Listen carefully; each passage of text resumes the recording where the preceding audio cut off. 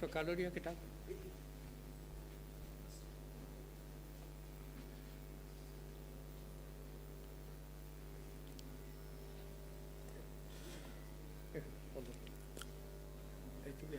ইতিমধ্যে আমাদের মধ্যে উপস্থিত হয়েছেন রামকৃষ্ণ মঠ এবং রামকৃষ্ণ মিশনের পূজনীয় সহ সংঘাধ্যক্ষ শ্রীমৎ স্বামী গিরিশানন্দজি মহারাজ।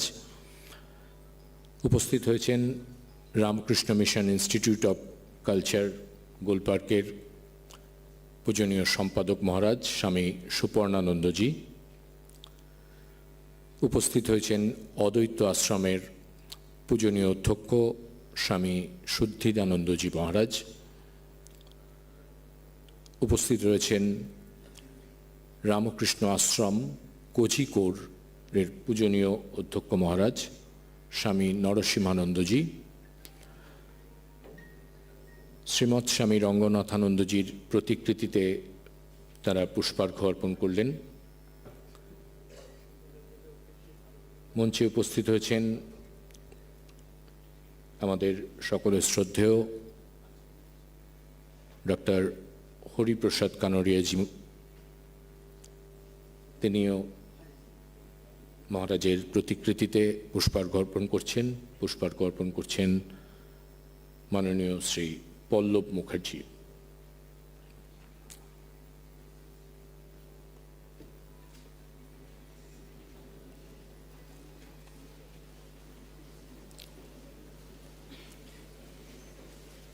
আমরা জানি আজকে এই ঐতিহাসিক বিবেকানন্দ হলে আমরা সকলে সমবেত হয়েছি যে বিশেষ পবিত্র কর্তব্য পালনের উদ্দেশ্যে।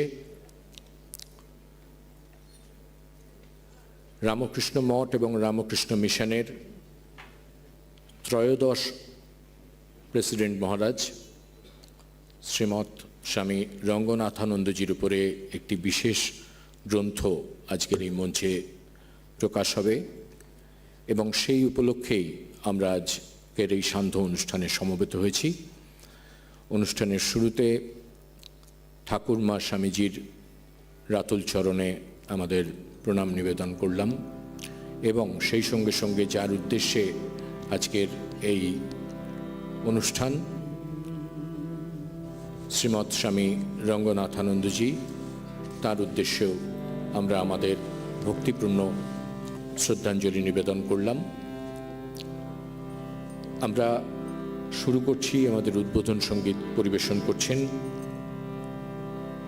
মাননীয় শ্রী সুশান্ত দত্ত, শাশ্বত নির্ভীক প্রতীকের সম্পাদক। মাননীয় শ্রী সুশান্ত দত্ত উদ্বোধন সঙ্গীত পরিবেশন করছেন। তার সঙ্গে তবলায় তন্ময় বিশ্বাস এবং পারকাশনে অসিত দাস। ওম স্থাপকায় চ ধর্মস্য সর্বধর্মস্বরূপিণে অবতার বরিষ্ঠায় রামকৃষ্ণায় তে নমো। জননীং শারদাং দেবীং রামকৃষ্ণং জগদ্গুরুং পাদপদ্মে তয়ো শ্রিত্বা প্রণমামি মুহুর্মুহু।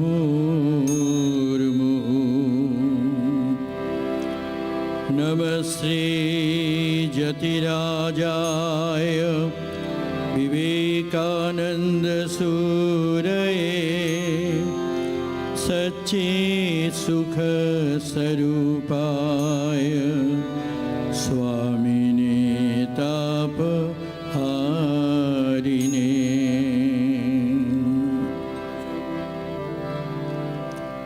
जयतु जुगन्धर हे महामानव, जयतु विवेकानंद शुद्ध শুদ্ধ বুদ্ধ হে মুক্ত পুরুষ, শুদ্ধ বুদ্ধ হে মুক্ত পুরুষ, শ্রীরাম কৃষ্ণানন্দ। জয় তু যুগন্ধর হে মহামানব, জয় তু বিবেকানন্দ। শুদ্ধ বুদ্ধ হে মুক্ত পুরুষ, শুদ্ধ বুদ্ধ হে মুক্ত পুরুষ, শ্রীরাম কৃষ্ণানন্দ। জয় তু যুগন্ধর হে মহামানব, জয় তু বিবেকানন্দ।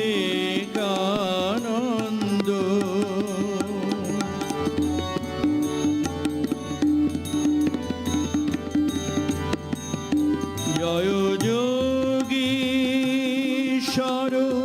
ধর্মগ্লানি হর, জয় রামকৃষ্ণ লীলা সহচর। যোগীশ্বর ধর্মগ্লানি হর, জয় রামকৃষ্ণ লীলা সহচর। জয় বিশ্ববিজেত্রী বেদান্ত কেশরী, প্রাচ্য প্রতীচ স্বজন বন্দ। শুদ্ধ বুদ্ধ হে মুক্ত পুরুষ, শুদ্ধ বুদ্ধ হে মুক্ত পুরুষ, শ্রীরাম কৃষ্ণানন্দ। জয় তু যুগন্ধর হে মহামানব, জয় তু বিবেকানন্দ।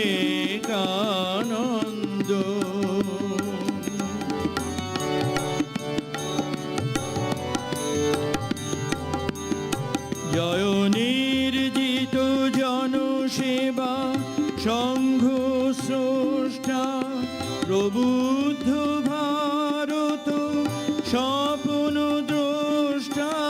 নির্জিত জনসেবা সংঘ স্রষ্টা, প্রবুদ্ধ ভারত স্বপ্ন দ্রষ্টা। জয় শাশ্বত চিন্ময় ভারত আত্মা, সন্ন্যাসী বিপ্লবী সদায় আনন্দ। শুদ্ধ বুদ্ধ হে মুক্ত পুরুষ, শুদ্ধ বুদ্ধ হে মুক্ত পুরুষ, শ্রীরাম কৃষ্ণানন্দ। জয় তু যুগন্ধর হে মহামানব, জয় তু বিবেকানন্দ। শুদ্ধ বুদ্ধ হে মুক্ত পুরুষ, শুদ্ধ বুদ্ধ হে মুক্ত পুরুষ, শ্রীরাম কৃষ্ণানন্দ। জয় তু যুগন্ধর হে মহামানব, জয় তু বিবেকানন্দ। জয় তু বিবেকানন্দ, জয় তু বিবেকানন্দ।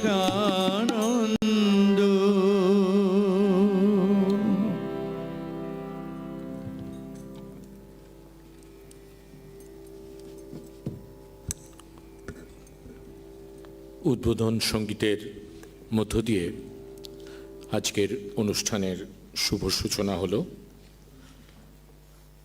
এরপর আমরা মঞ্চে উপবিষ্ট আমাদের সকল পূজনীয় মহারাজদের এবং অন্যান্য অতিথিদের বরণ করে নেব। আমি সর্বপ্রথমে রামকৃষ্ণ মঠ এবং রামকৃষ্ণ মিশনের অন্যতম সহ সংঘাধ্যক্ষ শ্রীমৎ স্বামী গিরিশানন্দজি মহারাজকে বরণ করে নেবেন আমাদের ডক্টর হরিপ্রসাদ কানোরিয়াজি।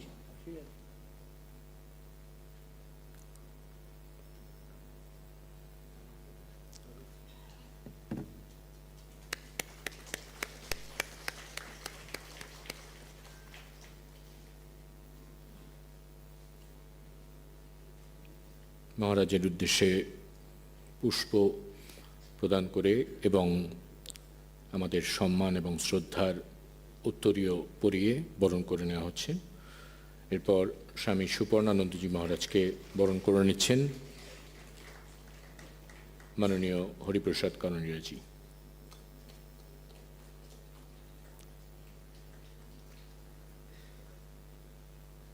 এরপর স্বামী শুদ্ধিদানন্দজি মহারাজকে বরণ করে নিচ্ছেন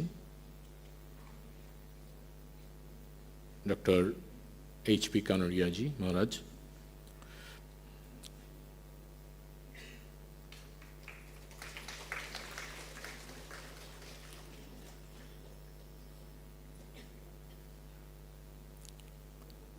স্বামী শুদ্ধিদানন্দজি মহারাজ অদ্বৈত আশ্রমের পূজনীয় অধ্যক্ষ।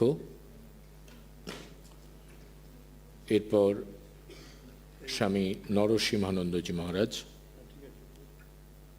রামকৃষ্ণ আশ্রম কোঝিকোড়ের পূজনীয় অধ্যক্ষ মহারাজ, তাকেও আমাদের সম্মান এবং শ্রদ্ধার উত্তরীয় এবং পুষ্প দিয়ে বরণ করে নেওয়া হলো। বরণ করে নিলেন ডক্টর H.P.Kanoria। এরপর আমাদের সকলের অত্যন্ত কাছের মানুষ মাননীয় শ্রী পল্লব মুখার্জি,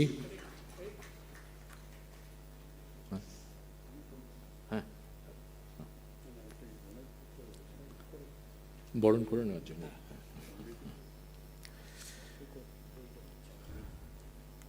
এরপর আমরা আজকে যে বিশেষ গ্রন্থটি প্রকাশিত হবে এই মঞ্চে, স্বামী রঙ্গনাথানন্দ, A Monk of Fundamental Wisdom and Spirituality, এই গ্রন্থটি সম্পাদনা করেছেন আমাদের সকলের শ্রদ্ধেয় মাননীয় শ্রী অনুপ গুপ্ত মহাশয়। আমি তার আগে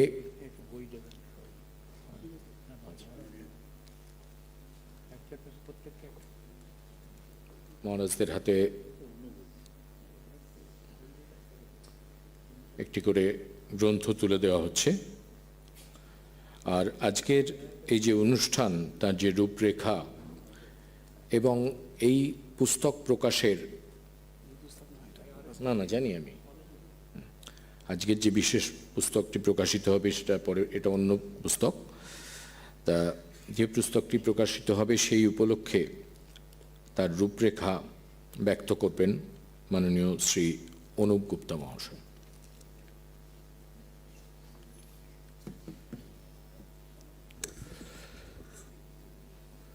শ্রীমৎ স্বামী গিরিশানন্দজি মহারাজ, সহ সংঘাধ্যক্ষ রামকৃষ্ণ মঠ ও Mission, Swami Suparnanandaji Maharaj, secretary Ramakrishna Mission, Institute of Culture Golpark, Swami Shuddhidanandaji মহারাজ, অধ্যক্ষ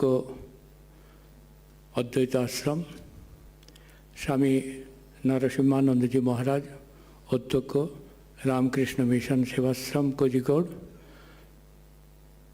doctor Hariprasad Kanoriaji, chairman Universal Spirituality and Humanity Foundation, Pallab Mukherjee, যিনি রঙ্গনাথানন্দজির মন্ত্রশিষ্য, উপস্থিত সন্ন্যাসিনী, সারদা মঠ থেকে যারা এসছেন, সন্ন্যাসীগণ, ভদ্রমণ্ডলী, আপনাদের সকলকে আমি সশ্রদ্ধ প্রণাম জানাচ্ছি। আজকের অনুষ্ঠানের কেন্দ্রবিন্দুতে একজন অসামান্য স্মৃতিধর, প্রতিভাবান এবং অনন্য সাধু রামকৃষ্ণ মিশনের সন্ন্যাসী, যার আজীবন লক্ষ্য শ্রী স্বামী বিবেকানন্দের তার জীবনবোধের মধ্যে তাকে ধরে রেখে তিনি আজীবন কাটিয়ে দিয়েছিলেন। তারই নামে, তারই উপর আধারিত একটি গ্রন্থ Swami Ranganathanandaji, a monk of wisdom and spirituality, এই বইটি আজকে প্রকাশ করবেন শ্রীমৎ স্বামী গিরিশানন্দজি মহারাজ। স্বামী গিরিশানন্দজি মহারাজ অত্যন্ত কর্মব্যস্ততার মধ্যে থাকেন। ইদানিং দীক্ষাদানের জন্য তাকে ভারতবর্ষের সর্বপ্রান্তে যেতে হয়, তবু তার মধ্যেই আমাদের অনুরোধ তিনি স্বীকার করেছেন এবং আজকের দিনটি তিনি নির্ধারিত করে দিয়েছিলেন যাতে আমরা এই বইটি উদ্বোধনের ব্যবস্থা করি। আজকের দিনটি তাৎপর্যপূর্ণ। 9ই আগস্ট পরাধীন ভারতের এক ক্রান্তিকর দিবস। স্বাধীনতা সংগ্রামীরা এই দিনটিতে বিদেশি শাসকদের ভারত ছাড়ো আন্দোলনের ডাক দিয়েছিলেন, তাই এই দিনটি আমাদের কাছে খুব গৌরবের। এর সঙ্গে একটি সমাপতন আছে, সেটি হলো আজ থেকে 75 বছর আগে 1948 সালের 9ই আগস্ট স্বামী রঙ্গনাথানন্দজি করাচির রামকৃষ্ণ আশ্রমটি বন্ধ করে দিল্লিতে ফিরে এসেছিলেন। রামকৃষ্ণ মিশন আশ্রম করাচি অত্যন্ত জনপ্রিয় ছিল, তার একটি কারণ স্বামী রঙ্গনাথানন্দজির বক্তৃতা শুনতে অজস্র জ্ঞানীগুণী মানুষ সেখানে আসতেন। এই গ্রন্থটির একটি প্রেক্ষাপট আছে, সেটুকু বর্ণনা করা দরকার। দিল্লির ফিকি অডিটোরিয়ামে, গোটা অডিটোরিয়াম সেদিন ব্যাংক আর রাষ্ট্রায়ত্ত সংস্থার আধিকারিকদের উপস্থিতিতে পরিপূর্ণ। বক্তা এক সন্ন্যাসী, বিষয় management, human values in management, এই হলো বক্তৃতার বিষয়। সন্ন্যাসী স্বামী রঙ্গনাথানন্দজি যখন মঞ্চে এলেন, তিনি এসে যখন দাঁড়িয়ে বলতে উঠলেন, সমস্ত অধিকারী সম্মোহিতভাবে মন্ত্রমুগ্ধের মতো তার কথা শুনতে আরম্ভ করলেন। প্রায় 2.5 ঘন্টা ধরে তিনি বক্তৃতা করলেন। সামনে কোনো লেখা পাঠ করলেন না। ভাষণ তার স্বতঃস্ফূর্ত, সাবলীল এবং হৃদয়গ্রাহী। প্রত্যেকটি মানুষ বিস্মিত হয়ে দেখলেন যে যেন কথার এক জাদুকর, যিনি মানসচক্ষে দেখছেন তার নিজের লেখা একটি বই, সে বইটি হিউম্যান ভ্যালুজ ইন ম্যানেজমেন্ট, যেন চোখের সামনে তার ভাসছে। কী করে সম্ভব 2.5 ঘন্টা ধরে একটি মানুষ বক্তৃতা দিতে পারেন? সেজন্যই বলছিলাম যে এক অসামান্য স্মৃতিধর মানুষ এই সন্ন্যাসী বক্তৃতা করার পর সমস্ত আধিকারিক বুঝলেন যে হিউম্যান ভ্যালুজ ইন ম্যানেজমেন্টের মূল্য কী, যা তারা পড়ে এসছেন, যা তারা কর্পোরেট জীবনে পালন করেন, তার মধ্যে কত ফারাক। এরপরে সেই বক্তৃতাটি টেপ রেকর্ড করা হয়েছিল। টেপে তোলার পর কোল ইন্ডিয়ার তখনকার চেয়ারম্যান পদ্মভূষণ G.L. ট্যান্ডন, তিনি রামকৃষ্ণ মিশনের অনুরাগী। তিনি রামকৃষ্ণের অনুরাগী বলে মহারাজের কাছে তার যোগাযোগ ছিল। মহারাজের বক্তৃতা তিনি আগেও শুনেছিলেন, তাই অত্যন্ত প্রভাবিত হয়েছিলেন। তিনি ফিরে এসে অনেক স্টেনোগ্রাফারকে একসঙ্গে জড়ো করে সেই বক্তৃতা টেপ রেকর্ড থেকে লিপিবদ্ধ করা হয়েছিল এবং সীমিতভাবে সেটি ছাপা হয় এবং অধিকারিকদের মাঝখানে সেটি বিলি করে দেওয়া হয়, যাতে তারা এটি হৃদয়ঙ্গম করে এবং দেখে। সেই সময় থেকেই মনে হয়েছিল এই অমূল্য বইটি কিছু মানুষের মধ্যে সীমাবদ্ধ থাকা উচিত নয়, এর প্রচার দরকার, বহু মানুষকে পড়তে হবে। একটা সময় ছিল যে সময় কর্পোরেটের আধিকারিকদের মনে হতো তারা মাথার উপর বসে অন্যদের পরিচালনা করবেন, কিন্তু সার্ভেন্ট লিডারশিপ এই ব্যাপার স্বামী বিবেকানন্দ বলে যাওয়ার পর থেকে সন্ন্যাসীরা এটা মনে মনে খুব ভালো করেই জানেন বলে তারা যখন কোনো কিছু পরিচালনা করেন তারা মানুষকে মানব সম্পদ হিসাবে মনে করেন। সেই ধ্যান ধারণাটা আধিকারিকদের মধ্যে সেদিন থেকেই যেন জাগ্রত হয়েছিল। এরপরে মহারাজের আরেকটি বক্তৃতা হয়েছিল 1991 সালের 14ই নভেম্বর।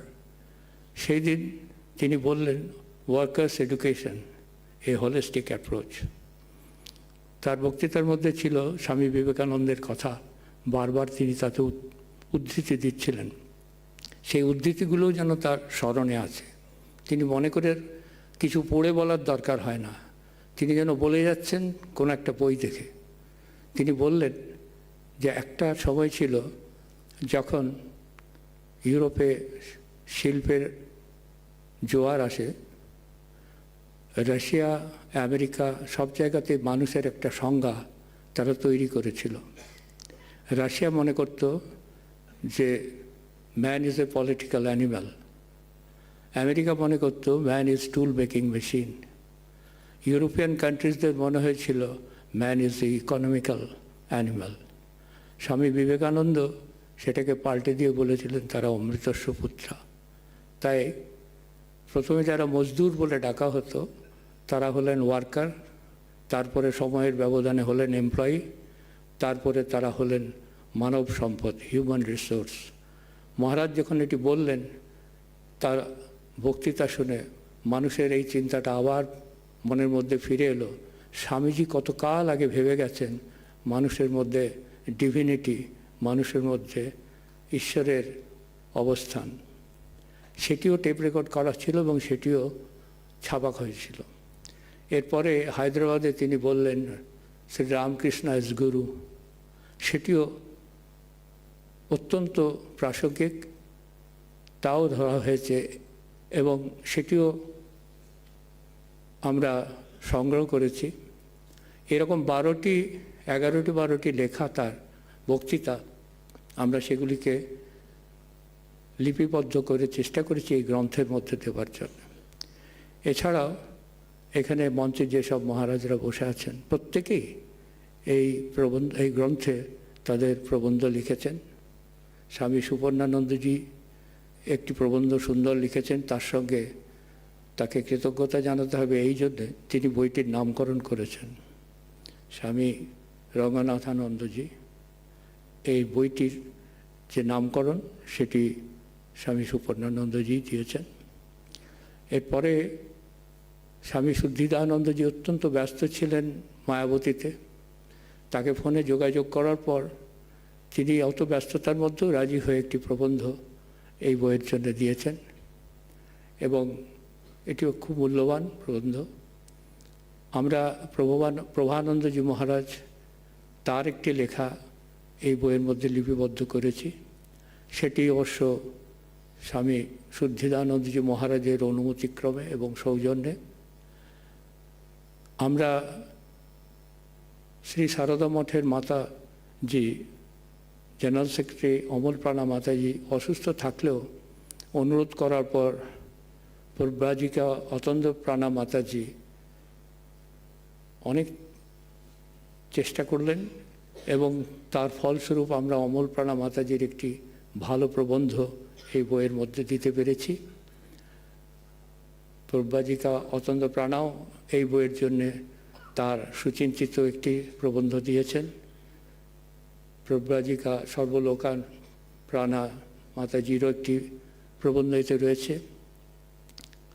এছাড়াও নরসিংহানন্দজি মহারাজ কোঝিকোড থেকে অত্যন্ত ব্যস্ত থাকলেও এবং একটু শরীর অসুস্থ ছিল, তা সত্ত্বেও উনি লেখা পাঠিয়েছেন। ডক্টর কানোরিজি মঞ্চে রয়েছেন, তারও একটি লেখা রয়েছে। এর সঙ্গে প্রেসিডেন্সি কলেজের প্রফেসর ছিলেন প্রফেসর বিশ্বনাথ দাস, তার আমরা একটি চমৎকার লেখা এতে দিতে পেরেছি। এর সঙ্গে যে লেখাটি খুব প্রয়োজনীয় বলে মনে হয়েছিল, সেটি স্বামী রঙ্গনাথানন্দজির সেক্রেটারি যিনি ছিলেন তৎকালীন সুদর্শন মহারাজ, স্বামী অসীমাত্মানন্দজি মহারাজ, তিনি মহারাজের সঙ্গে থাকাকালীন তার নানাবিধ বক্তব্য লিপিবদ্ধ করেছিলেন এবং সেটি তিনি পাঠিয়েছেন। তার সঙ্গে তিনি পাঠিয়েছেন মহারাজের চরণ যুগলের একটি ছবি, যেটি খুব চমৎকার, সেটিও বইয়ের মধ্যে রয়েছে। Now I am going to speak for those who are watching this program through the direct telecast in all over the countries as well as abroad. And there are many devotees of Swami Ranganathanandaji who have requested that they would have liked to come here and join all of you, but since they are in a distance, they will be only watching this program. So from Netherlands, our sister Surya Narayan, she has written a very good, beautiful article, and she is an Amsterdam-based journalist, and she has written a very good article for Swamiji. And she is now writing a book which is Transition of Soul's Journey and Ancestors' Caregiving. She has told us to convey the pranam of whole Netherlands on the feet of Swami Ranganathanandaji. Also Dr. Rita S. Melam, she has written a book, but our article is also included here, and she has sent us a sloka written by Swami Ranganathanandaji in his own handwriting, and it is also an asset for us for this book. I like to mention here the name of Dr. Shamali Chaudhary. She has helped in a lot of way to connect many devotees and many writers for this book. She is a little bit ill. We pray for her quick recovery. At the end, আমরা এটা বলেই শেষ করি যে এই বইয়ের জন্যে বোধহয় সেটা স্বামী রঙ্গনাথানন্দজির নাম এবং তার সন্ন্যাসী হিসাবে তার অসাধারণ এই ভাবের জন্যে রামকৃষ্ণ মঠ ও রামকৃষ্ণ মিশনের প্রেসিডেন্ট মহারাজ স্বামী শরণানন্দজি যখনই শুনলেন এই বই হচ্ছে, তিনি আশীর্বাণী পাঠালেন গৌতমানন্দজি মহারাজ, আশীর্বাণী পাঠালেন স্বামী সুহিতানন্দজি মহারাজ। স্বামী গিরিশানন্দজি মহারাজের কাছে আমাদের একটু বেশি আবদার, আমরা যখনই তাকে কিছু বলি, তিনি আসামের ক্যাম্পে ছিলেন, সেখান থেকেও আমাদের পাঠিয়ে দিয়েছিলেন তার আশীর্বাণী। স্বামী সুবীরানন্দজিও তার আশীর্বাণী পাঠিয়েছেন। এবং পরিশেষে এইটুকুই বলে শেষ করতে চাই যে আপনারা যে এসেছেন আজকে স্বামী রঙ্গনাথানন্দজিকে প্রণাম জানাতে, শ্রদ্ধা জানাতে, তার জন্য আপনাদের অনেক ধন্যবাদ। এই যে বইটি, গ্রন্থটি বেরোচ্ছে, এটি সমস্ত কিছু বিক্রয়লব্ধ অর্থ রামকৃষ্ণ মিশনের এটা দান করা হয় জনকল্যাণের জন্যে, জনকল্যাণ সেবার কাজের জন্যে। এবং ইতিপূর্বে যেসব বই বেরিয়েছে সে সব বইগুলি রামকৃষ্ণ মিশনের কেন্দ্রে দেওয়া হয়েছে, যাতে বইগুলি তারা বিক্রি করে অনেকের মাঝখানে এটা পাঠিয়ে দিতে পারেন, ছড়িয়ে দিতে পারেন এবং সমাজ সেবার কল্যাণে সেই অর্থ প্রয়োজনে কাজে লাগতে পারে। আপনাদের সবাইকে আরেকবার ধন্যবাদ, নমস্কার জানালাম।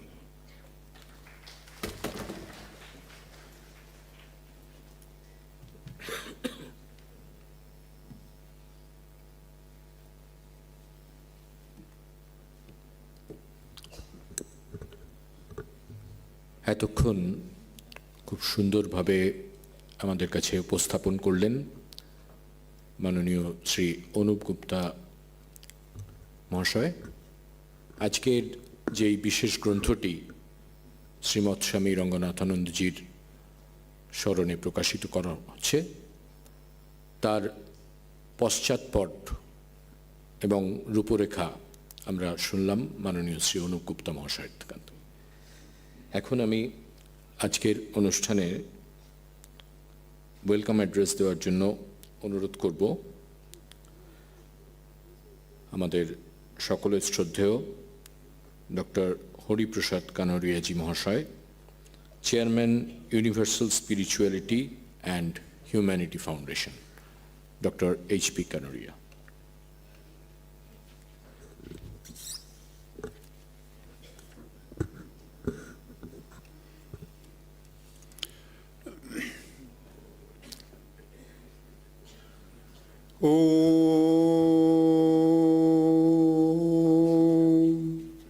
सतत प्रणाम Paramahamsa Shri Ramakrishna, Maa Sarada, Swami Vivekananda, Ranganathan ji, revered Swami Girishanand ji Maharaj, vice president of Ramakrishna Math and Ramakrishna Mission, respected Swami Supananji, Swami Sudhinanandaji, Swami Narasimhanandaji, Pallab Mukherjee, Shri Anup Gupta ji, all the dignitaries, sannyasi on the dais and in the audience. सभी के आदरणीय प्रणाम, सभी के वेलकम कोरी। I am overwhelmed to get this opportunity to welcome you all on this auspicious occasion of release of book on Revered Swami Ranganathanandaji Maharaj, on the 30th President of Ramakrishna Math and Mission. With the strength down from the trio, Paramahansa Sri Ramakrishna, Sarada Ma Swami Vivekananda, I say a few words in honor of Swami Ranganathanandaji. Swami Ranganathanandaji, a life of ordinary peace, a life of experience and spirituality, a life of unity, indifference and humility. In whatever way I may try to narrate, it may not be sufficient to describe his complete personality. Swami Ranganathanandaji, an inspired messenger of Swami Vivekananda, spoke with power of authority all over the world.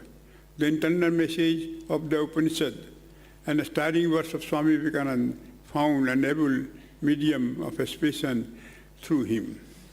In the lecture titled Complete Philosophy of Life, Swami Ranganathanandaji said, Bhalobaso Manuske, never ke, and neglect not, and through service to them, you will get the God. Through service to them, सेवा मानुषे सेवा करो, तातेई meditation करो और भालोबासो ईश्वर के पावा जावे.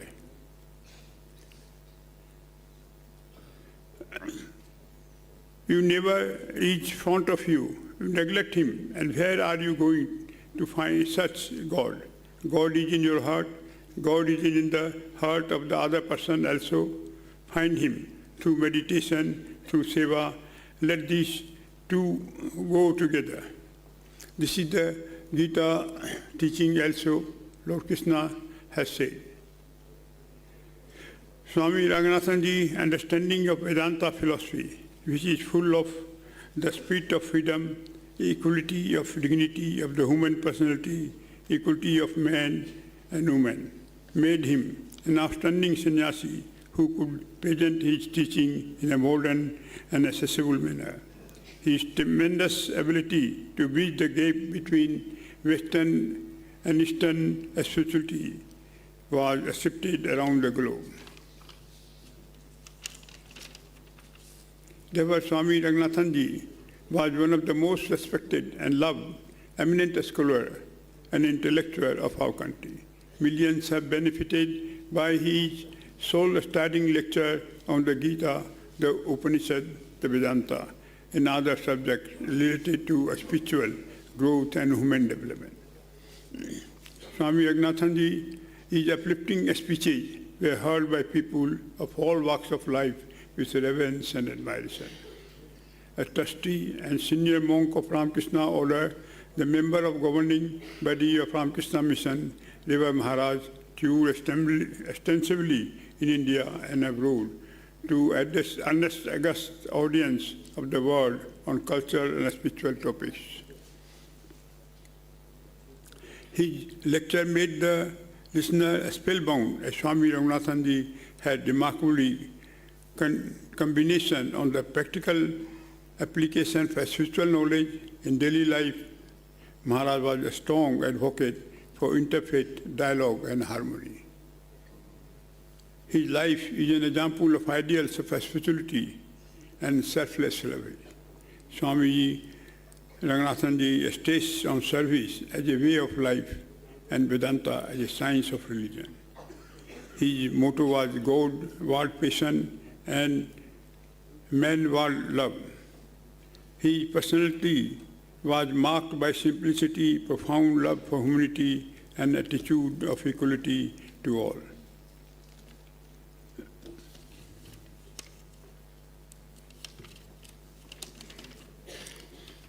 With his dynamic personality, Maharaji continued spreading the non-making and character-building message of Swami Vivekananda. Thousands have found strength and solace in his aspiring speech, and I am sure many more will be benefited through this book in the coming decades. Paramahansa Ramakrishna ji, apnader janen, denied the Nirvik Samadhi to Swami Vivekananda. Uni bolechen, chichi, মানুষের সেবা করো, তাতেই তোমার ঈশ্বর প্রাপ্তি হবে। সেই কথাটা রঙ্গনাথনজি প্রচার করেছেন, মানুষের মধ্যে ইন্সপায়ার করেছেন সেই কথাটা। In different way, in the modern way, in Eastern and Western way, so that the modern humanity can come to this conclusion. My thanks to respected Swamiji and Honorable Speaker on the Dais and in the August. I thank you all, the Swamiji, eminent dignitaries, Sannyasi, and all the audience for the gracious presence today. I pray for the well-being of all. Let us march towards living a healthy, happy, and loving service life, working hard, selflessly, and righteously with devotion. Thank you all.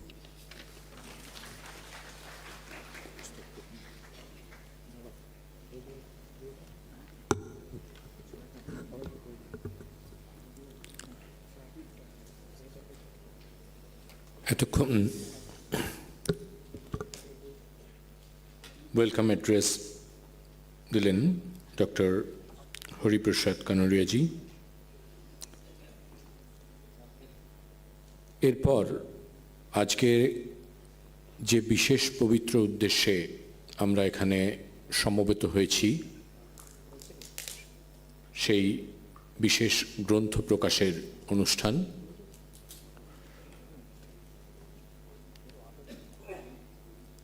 Ramakrishna মঠ এবং রামকৃষ্ণ মিশনের ত্রয়োদশ সংঘাধ্যক্ষ ছিলেন শ্রীমৎ স্বামী রঙ্গনাথানন্দজি। তারই পবিত্র স্মৃতির উদ্দেশ্যে এই বিশেষ গ্রন্থটি সম্পাদনা করেছেন মাননীয় শ্রী অনুপ গুপ্তা মহাশয়। Swami Ranganathananda, a monk of fundamental wisdom and spirituality. গ্রন্থটি উন্মোচনের জন্য আমি অনুরোধ জানাবো শ্রীমৎ স্বামী গিরিশানন্দজি মহারাজ, রামকৃষ্ণ মঠ এবং রামকৃষ্ণ মিশনের সহ সংঘাধ্যক্ষ শ্রীমৎ স্বামী গিরিশানন্দজি মহারাজ এই বিশেষ গ্রন্থটি উন্মোচন করলেন।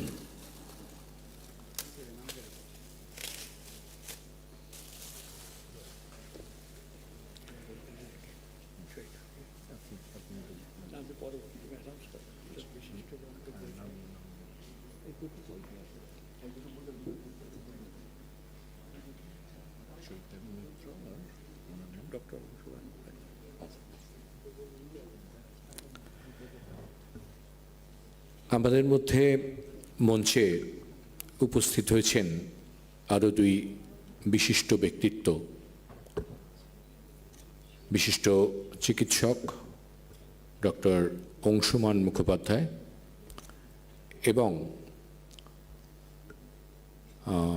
শ্রীমতী চৈতালি মৈত্র।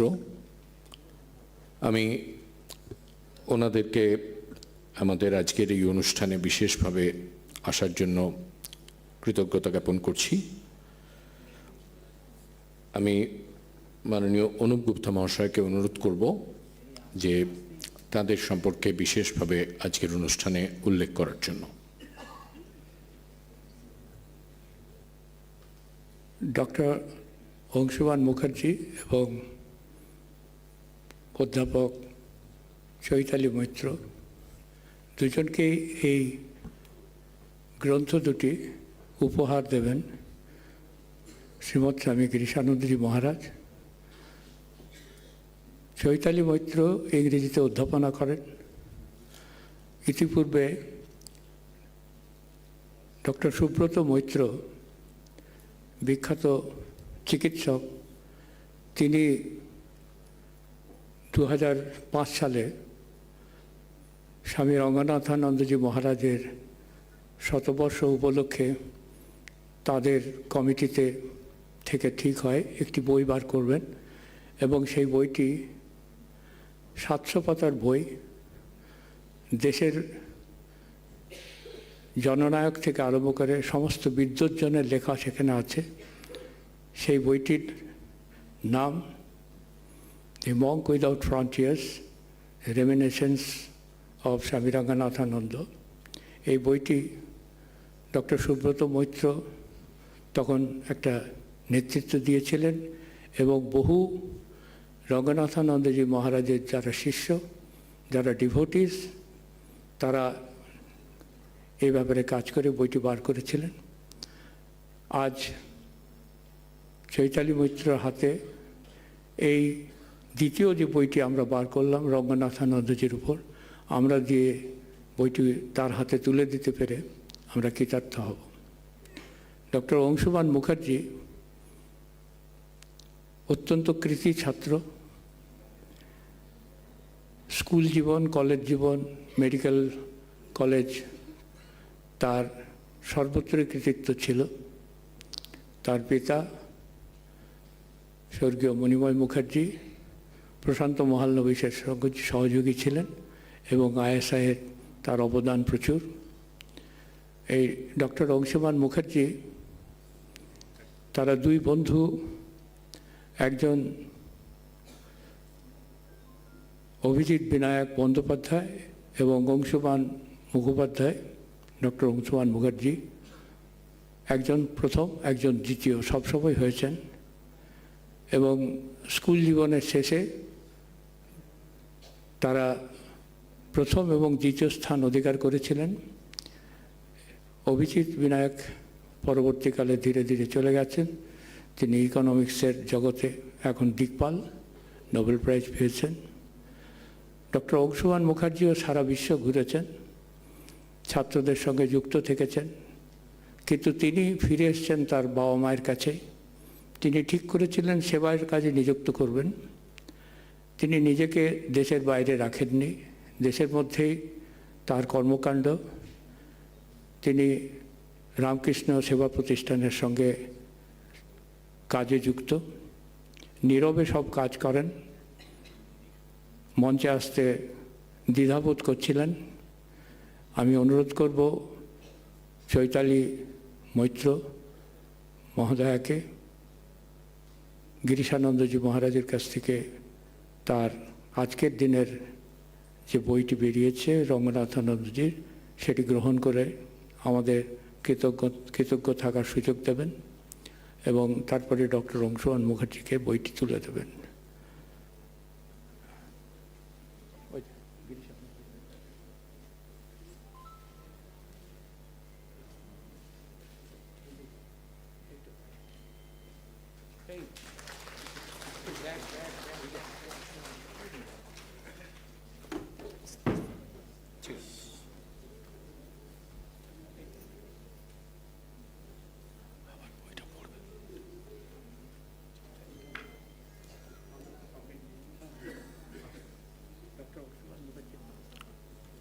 এরপর ডক্টর অংশুমান মুখোপাধ্যায়, বিশিষ্ট স্নায়ুরোগ চিকিৎসক,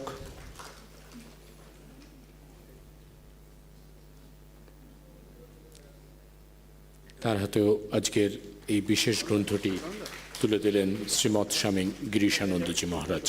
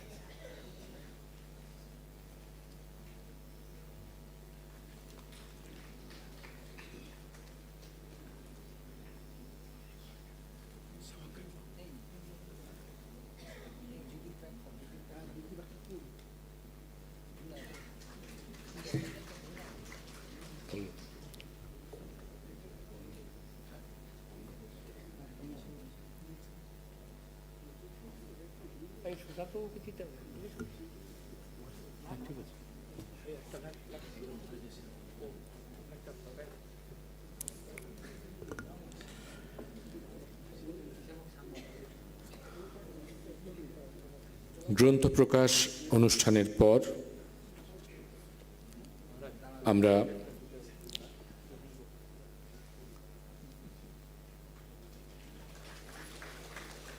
সুশান্তদার হাতেও একটি পুস্তক তুলে দেওয়া হলো, তুলে দিলেন স্বামী সুপর্ণানন্দজি মহারাজ। এরপর রামকৃষ্ণ বিবেকানন্দ ভাবান্দোলনের অন্যতম এক সৈনিক মাননীয় শ্রী পল্লব কুমার মুখার্জি, PFSL এর কর্ণধার, আমি মাননীয় শ্রী পল্লবদাকে অনুরোধ করছি আজকের এই বিশেষ অনুষ্ঠানে তার সুচিন্তিত বক্তব্য রাখার জন্য।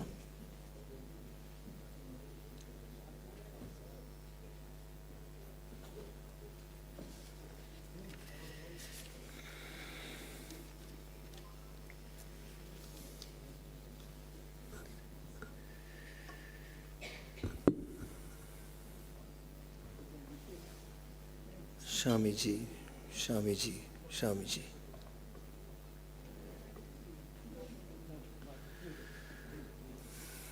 মঞ্চে উপবিষ্ট পরম পূজনীয় স্বামী গিরিশানন্দজি মহারাজ,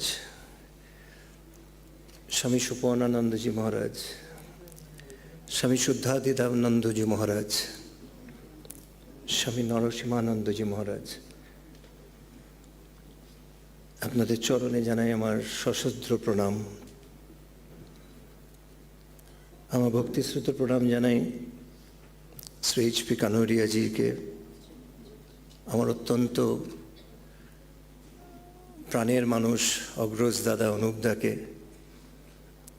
আমার দিদি বসে আছেন চৈতালি দিকে, ডক্টর অংশুমনকে, এবং সামনে উপবিষ্ট স্বামীজিদের এবং মাতাজিদের চরণে জানাই আমার ভূমিষ্ঠ প্রণাম।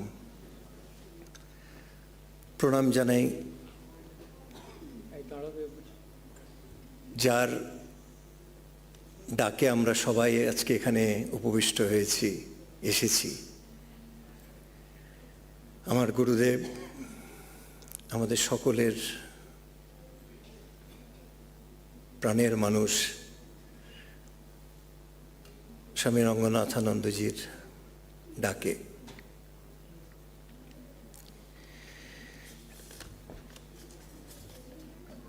বেলুন মঠে ভাষণ দেওয়ার সময়ও বোধহয় পা আমার এত কাঁপেনি। তার একটাই কারণ, জানতাম ওখানে মা আছেন, ভুলচুক করলে মা কোলে তুলে নেবেন। কিন্তু এখানে প্রচণ্ড পা কাঁপছে, তার কারণ এখানে স্বামীজি আছেন, ভুল করলেই কান মোলা দেবেন। আর যাকে নিয়ে বলতে হবে তাকে নিয়ে সারা বিশ্ব বলছে, সেই স্থানে আমি কি বলবো, কিভাবে বলবো? তাই নেহাত আপনাদের সাথে আমার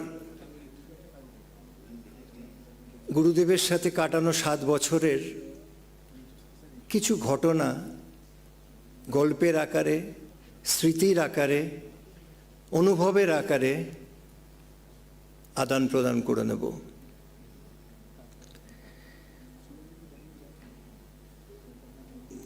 গুরুদেবের কাছে পৌঁছতে পেরেছিলাম যার জন্য তার কথা না বললে আমার কোনো কথাই বলা হবে না। গুরুদেব তার নিজের অযাচিত কৃপায় আমাকে হয়তো নিয়ে নিয়েছিলেন কাছে, কিন্তু যিনি এটি করে দিয়েছিলেন, আজকে বারবার এই মঞ্চে বসে তার কথা মনে পড়ছে। তিনি আমাদের অত্যন্ত প্রাণের মানুষ স্বামী অসীমাত্মানন্দজি মহারাজ, সুদর্শন মহারাজ। আজ উনি যদি আমাকে গুরুদেবের কাছে আসতে না দিতেন, সুযোগ না করে দিতেন, তাহলে আমিও লক্ষ লক্ষ ওনার ভক্তের মতন বেলুড় মঠের বাইরের লাইনে সারি দিয়ে প্রণাম করতাম আর চলে যেতাম। গুরুদেবকে কাছ থেকে পাওয়া হতো না। তাই আজ আমার বিশেষ প্রণাম রইল সুদর্শন মহারাজের প্রতিও।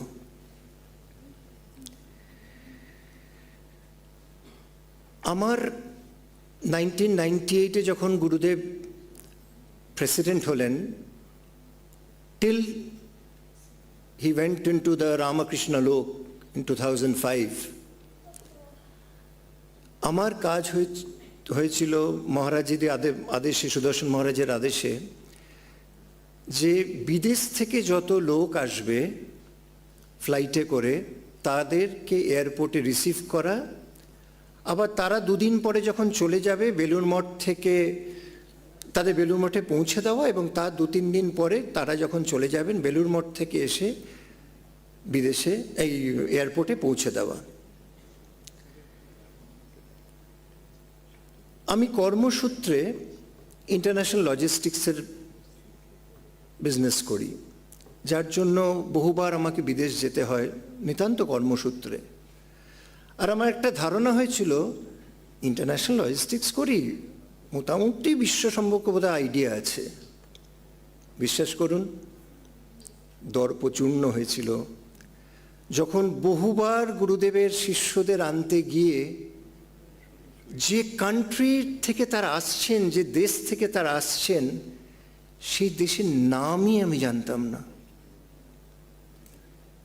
সেই দেশের নামই শুনিনি, কোথায় অবস্থিত তাই জানি না।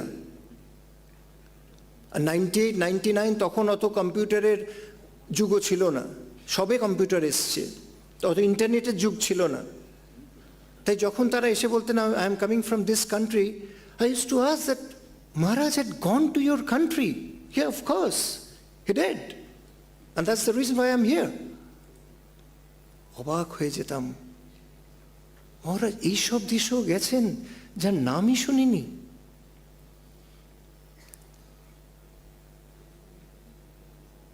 এবং এই যে রাতের অন্ধকারে যখন তাদের নিয়ে বেলুড় মঠে আসতাম, সেটা একটা অদ্ভুত আনন্দ হতো জানেন, কারণ তখন ফ্লাইটগুলো সব রাতে আসতো এবং ওই রাতের অন্ধকারে আস্তে আস্তে তাদের কাছ থেকে মহারাজের কথা শুনতাম, গুরুদেবের কথা শুনতাম, কবে গেছেন, কি বলেছেন, কি কি করেছেন, অবাক বিস্ময়ে শুনতাম। তাই এরা প্রত্যেকে আমাকে সমৃদ্ধ করেছিল গুরুদেবকে জানতে, গুরুদেবকে বুঝতে। পরের যে ঘটনাটি বলবো, সেটা বলতে গেলে বা সেই কথা ভাবলে আজও আমি খুব ইমোশনাল হয়ে পড়ি। ব্যাঙ্গালোরে যাচ্ছেন গুরুদেব ফ্লাইটে, আমরা তিনজন, গুরুদেব, সুদর্শন মহারাজ এবং আমি। তা ফ্লাইটের উইন্ডো সিটে গুরুদেব বসতেন, তার পাশে সুদর্শন মহারাজ, তারপর আমি। মহারাজ, সুদর্শন মহারাজ ইচ্ছে করে 2-3 বার উঠে যেতেন, আমার এখন মনে হয় ইচ্ছে করেই উঠতেন, যত না ওনার বাথরুম যাওয়ার প্রয়োজন ছিল তার থেকে বেশি করে বোধহয় উঠে যেতেন আমাকে যাতে পাশের সিটে বসতে দিতে পারেন। উনি উঠবার সময় আমার একটা টোকা দিয়ে বলতেন, আপনি ওই সিটে এসে বসুন গুরুদেবের পাশে। আমি বসতাম, বসে গুরুদেব জিজ্ঞেস করতেন, কেন যাচ্ছ, কি করতে যাচ্ছ? বললাম, মহারাজ আপনার সাথে 2-3 দিন থাকবো, আর তারপর আমি চেন্নাই যাব আমার কাজে, এবং তারপর আরও কয়েকটা জায়গায় যাব। মহারাজ বলতেন, ও কবে যাবে? তা আমি বললাম এই দিনে যাব, ইয়েতে, সাধারণ কথা। আর মহারাজ তো সারাক্ষণ বই পড়ছেন। ব্যাঙ্গালোর এয়ারপোর্ট পৌঁছলাম, এয়ারপোর্টে মানে গেরুয়া ভরে গেছে, প্রেসিডেন্ট অফ দ্য অর্ডার আসছেন, তাকে নিয়ে আমরা সবাই একসাথে, আমিও ভিআইপি ট্রিটমেন্ট পেয়ে গেলাম মহারাজের সাথে যাচ্ছি বলে। তাকে নিয়ে আমরা সবাই আশ্রমে গেলাম। আশ্রমে 2-3 দিন আমার থাকা হলো। পরের দিন আমার চলে যাওয়ার সময় সকালবেলা আমি রেডি হচ্ছি আমার ঘরে, আমাকেও ওই আশ্রমেই থাকতে দেওয়া হয়েছিল। হঠাৎ দুম করে আমার দরজায় আওয়াজ, তো কি এত সকালে কে এসছে? ভোরবেলা আমার ফ্লাইট, তাই ভোরবেলা আমি উঠেছি, রেডি হচ্ছি। তো দরজা খুলতেই দেখি সুদর্শন মহারাজ দাঁড়িয়ে আছেন, এবার একটু উষ্ম, কি হলো, আপনি এখন রেডি হননি? বললাম, হ্যাঁ মহারাজ রেডি হচ্ছে, আমার তো এখনো টাইম আছে। কেন বলুন তো? আরে উনি বাথরুম যাচ্ছেন না। বাথরুম যাচ্ছেন না? কে? গুরুদেব বাথরুমে যাচ্ছেন না। আপনি কি বলেছিলেন আপনার এতটার সময় ফ্লাইট আছে, এখানে যেতে হবে? হ্যাঁ মহারাজ, সে তো আমি ফ্লাইটে বলেছিলাম 3 দিন আগে। উনি বলছেন, call Pallab, he has to come and he will come and do his pranam, I will bless him and then I'll go to the washroom. উনি দাঁড়িয়ে আছেন। আমি অবাক, আমি বিস্মিত। দৌড়তে মহারাজের কাছে গেলাম। উনি বললেন, you are going to Chennai, right? বললাম, yes মহারাজ। আমি কি বলবো, আমি বাকরুদ্ধ। আমি 3 দিন আগে ফ্লাইটে কোন একটা কথা বলেছি, কবে যাব, কটার সময় যাব। তারপরে 3 দিন ধরে ব্যাঙ্গালোর মিশনে কত লোক এসেছেন, কত বড় গুণীজনেরা এসেছেন, তাদের সাথে মহারাজ কথা বলেছেন। সেই কথা উনি মনে করে রেখেছেন, এবং সকালে আমি যাতে প্রণাম না করে চলে যেতে পারি, মানে প্রণাম না করে না চলে যাই, সেই জন্য উনি বাথরুমে যাচ্ছেন না, ওয়েট করছেন উনি কখন ব্লেস করবেন। This is Gurudev. This is Gurudev. আরেকটা কথা বলে শেষ করব। বেলুর মঠে প্রণাম চলছে, প্রণামের লাইন দিয়ে প্রণাম করছি। আবার শ্রী সুদর্শন মহারাজের কথা বলতে হয়, we were some blessed people, যারা আমাদের একটা, উনি মহারাজের, সুদর্শন মহারাজের কাছে যেতাম এবং উনি কিছু লোকের ব্যবস্থা করে দিতেন মহারাজের কাছে গিয়ে প্রণাম করার। তো সেদিন সকালে আমার পুত্রকে মহারাজ পায়েস খাইয়েছেন তার অন্নপ্রাশন উপলক্ষে, আর বিকেলবেলা আমি প্রণাম করতে গেছি। খুবই ভালো দিন, মনটাও খুব ভালো আছে যে আমার পুত্র মহারাজের হাতে পায়েস দিয়ে তার অন্নপ্রাশন হলো। তো প্রণাম করে আমি বেরিয়ে যাচ্ছি, হঠাৎ দেখি পিনাকি মহারাজ পেছন থেকে এসে ডাকলেন যে মহারাজ আপনাকে ডাকছেন।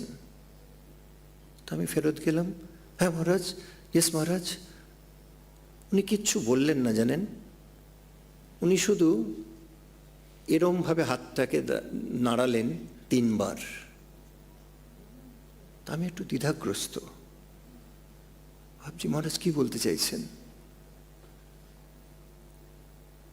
মহারাজ বুঝলেন যে আমি বুঝতে পারছি না, উনি ইশারা করলেন নিজের পায়ের দিকে, আর তারপর আবার 3 বার এরম করে হাতটাকে ঘোরালেন। আমি বুঝলাম মহারাজ প্রণাম করতে বলছেন আর ওনাকে প্রদক্ষিণ করতে বলছেন, 1 বার নয়, 2 বার নয়, 3 বার। আমি আজও জানি না এটার অর্থ কি ছিল, আজও আমি ভাবি যে কি বলতে চেয়েছিলেন মহারাজ, কিন্তু তাই করলাম। এবং সেই অপূর্ব এক দিব্য দর্শনের মতো যেন মহারাজকে প্রণাম করে মনে হলো এখানেই সব, তুমি এখানেই ঘুরে নাও বিশ্বকে। আমি শেষ করব, সব শিষ্যই চায় তার গুরুর থেকে কোনো উপদেশ পেতে, আর আমরা যারা মহারাজের কাছে যাওয়ার সৌভাগ্য লাভ করেছি, তাদের সব থেকে শান্তির জিনিস হতো just to be with him. কোনো আমরা কথা বলতাম না বেশি, জাস্ট ওনার সাথে থাকা, ওনার পাশে থাকা, সেটাতেই মন ভরে যেত। But yes, before I end, উনি এই 7 বছরে একদিন একটা উপদেশ আমাকে দিয়েছিলেন, যেটা আজকে তারপর থেকে 2002-তে দেওয়া উপদেশ, আজ 2023-এ 21 বছর ধরে সেটাকেই আমার জীবনের পাথেয় করে রেখেছি। আজ যে কথাটা বলছি এটা আমি কাউকে বলিনি, কেউ জানে না, আজ প্রথম গুরুদেবের এই অনুষ্ঠানে এসে বলতে ইচ্ছে হলো। গুরুদেব একদিন আমাকে শুধু জিজ্ঞেস করেছিলেন ওনার ভেতরের ঘরে বেলুর মঠে যে তুমি কি করো। তো আমি বলেছিলাম Maharaj, I am an entrepreneur, আমি বিজনেস করি লজিস্টিক্সের। He just said one sentence, earn through your business but serve the poor. জীবনের শেষ দিন অবধি এটা যেন করে যেতে পারি। প্রণাম গুরুদেব।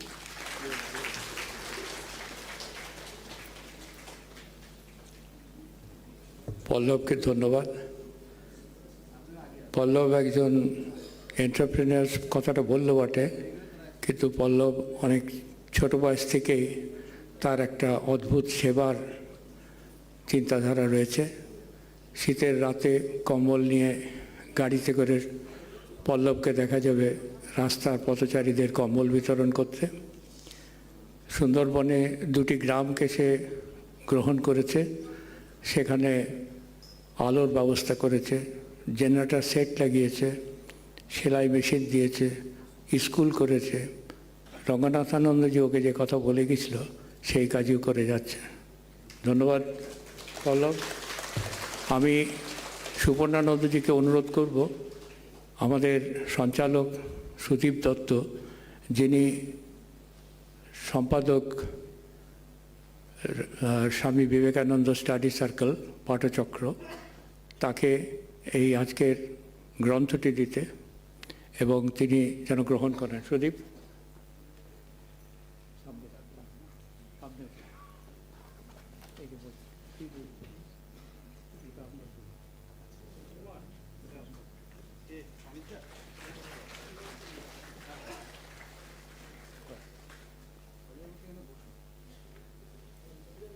বাচ্চাদের কথা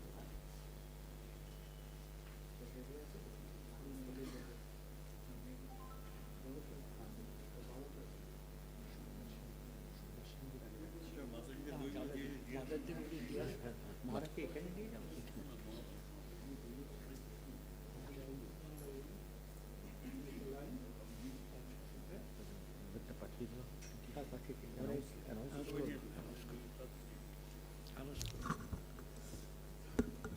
আজকের এই সান্ধ্য অনুষ্ঠানে, এই বিশেষ যে অনুষ্ঠানে আমরা সমবেত হয়েছি, সেখানে অন্যান্য সকলের সঙ্গে আমাদের রামকৃষ্ণ সারদা মিশনের পূজনীয় মাতাজিরা এখানে উপস্থিত রয়েছেন। আজকের যে বিশেষ গ্রন্থটি প্রকাশ হলো, Swami Ranganathananda, a monk of fundamental wisdom and spirituality, এই গ্রন্থগুলি তাদের হাতে, পূজনীয় মাতাজিদের হাতে তুলে দেওয়ার জন্য আমি অনুরোধ করছি আমাদের যারা স্বেচ্ছাসেবক ভাইয়েরা রয়েছেন তাদের উদ্দেশ্যে।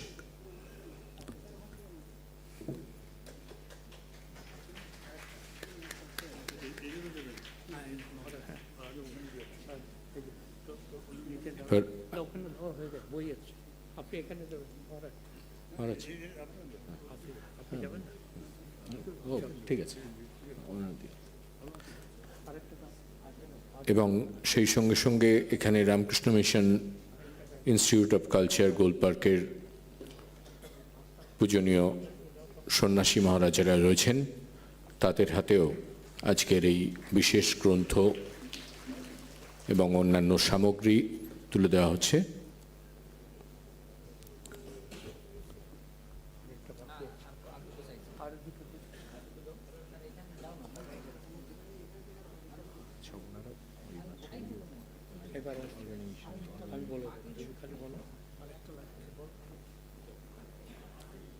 আচ্ছা, হ্যাঁ, মাতাজিরা আশা করি সকলে পেয়েছেন ওখানে। মাতাজিরা,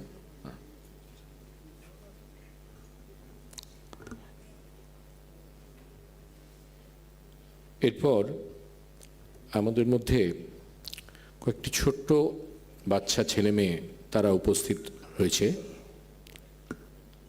তারা আজকের এই বিশেষ অনুষ্ঠানে উপস্থিত হয়েছে, তার কি কারণ, কি বৃত্তান্ত, সেই সম্পর্কে আমি একটু বিশদে বলার জন্য মাননীয় অনুপদাকে অনুরোধ করব। আমরা এই সুযোগটা গ্রহণ করছি এই জন্যে যে স্বামী রঙ্গনাথানন্দজি দুটি উপদেশ দিয়েছিলেন। একটি, স্বামী বিবেকানন্দ যে কথা বলেন যে প্রত্যেকের মধ্যে ঈশ্বরের অবস্থান, কিন্তু সেখানে পৌঁছবার জন্য দুটি রিয়েলাইজেশনের দরকার। একটা হচ্ছে সেবা আর ত্যাগ।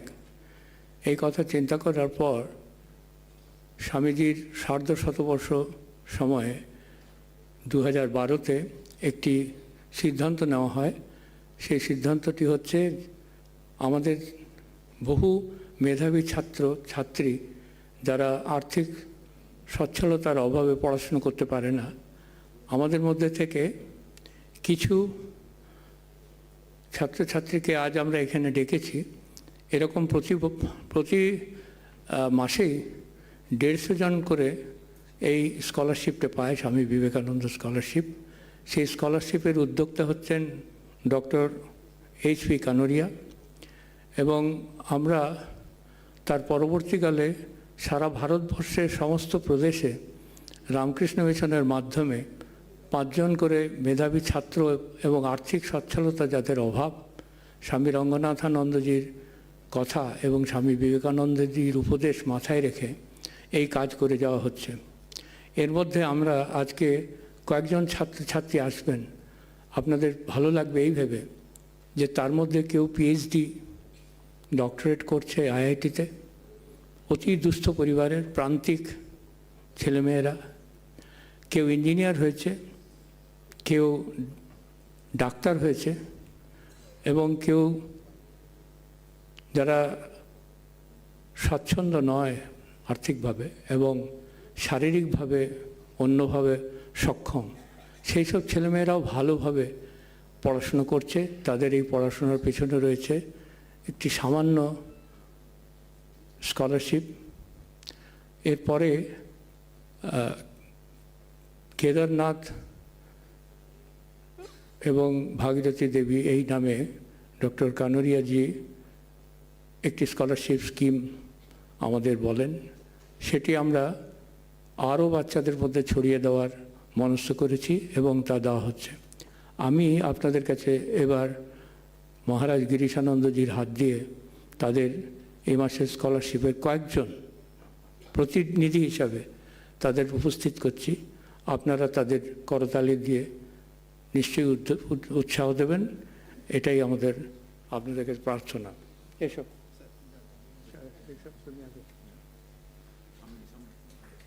এই মেয়েটি, এর নাম হচ্ছে দেবস্মিতা সমাদ্দার। এ ইংরেজি ইঞ্জিনিয়ারিং পড়াশোনা করার জন্য ভর্তি হয়েছিল এবং খুব ভালোভাবে সে পাশ করেছে এবং সে চাকরিও পেয়েছে এবং চাকরি করবে। আমাদের উদ্দেশ্য হচ্ছে এরাও আরও 2-4টি ছেলেকে আবার মানুষ করার চেষ্টা করুক, আবার তারা তাদের জন্য কিছু করুক। দেবস্মিতা, ওই দিক দিয়ে যাও। এবার নেক্সট পূজা মণ্ডল। আমাদের একটি ছেলে, তার নাম হচ্ছে গোপী মণ্ডল। সে একজন দক্ষ কারিগর, কিন্তু তার সচ্ছলতার অভাবে পড়ানোর একটু অসুবিধা। কিন্তু তার মেয়ে পূজা মণ্ডল, সে এখন পড়াশোনা করছে কলেজে, শুরু করেছিল স্কুল জীবনে এবং সে পড়াশোনা করছে। আমি পূজাকে বলবো মহারাজদের কাছ থেকে প্রাইজ।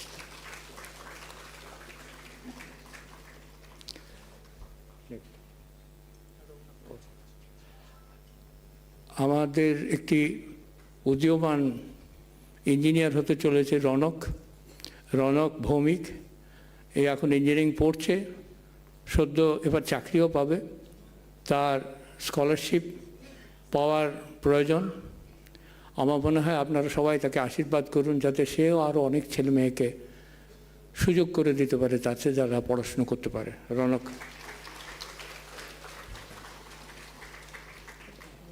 কি নামটা? হ্যাঁ, আচ্ছা। আমাদের বাবাই হালদার বলে একটি ছেলে আছে, অতি উদ্যোগী ছেলে।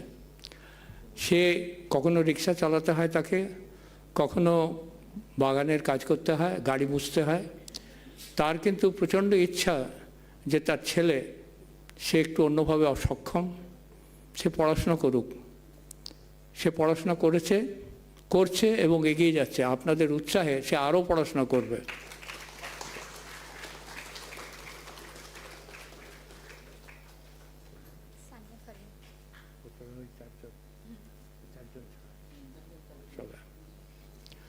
আমাদের আরেকটি প্রকল্প ছিল, রঙ্গনাথানন্দজি খুব গর্বের সঙ্গে বলতেন, I M A drop out.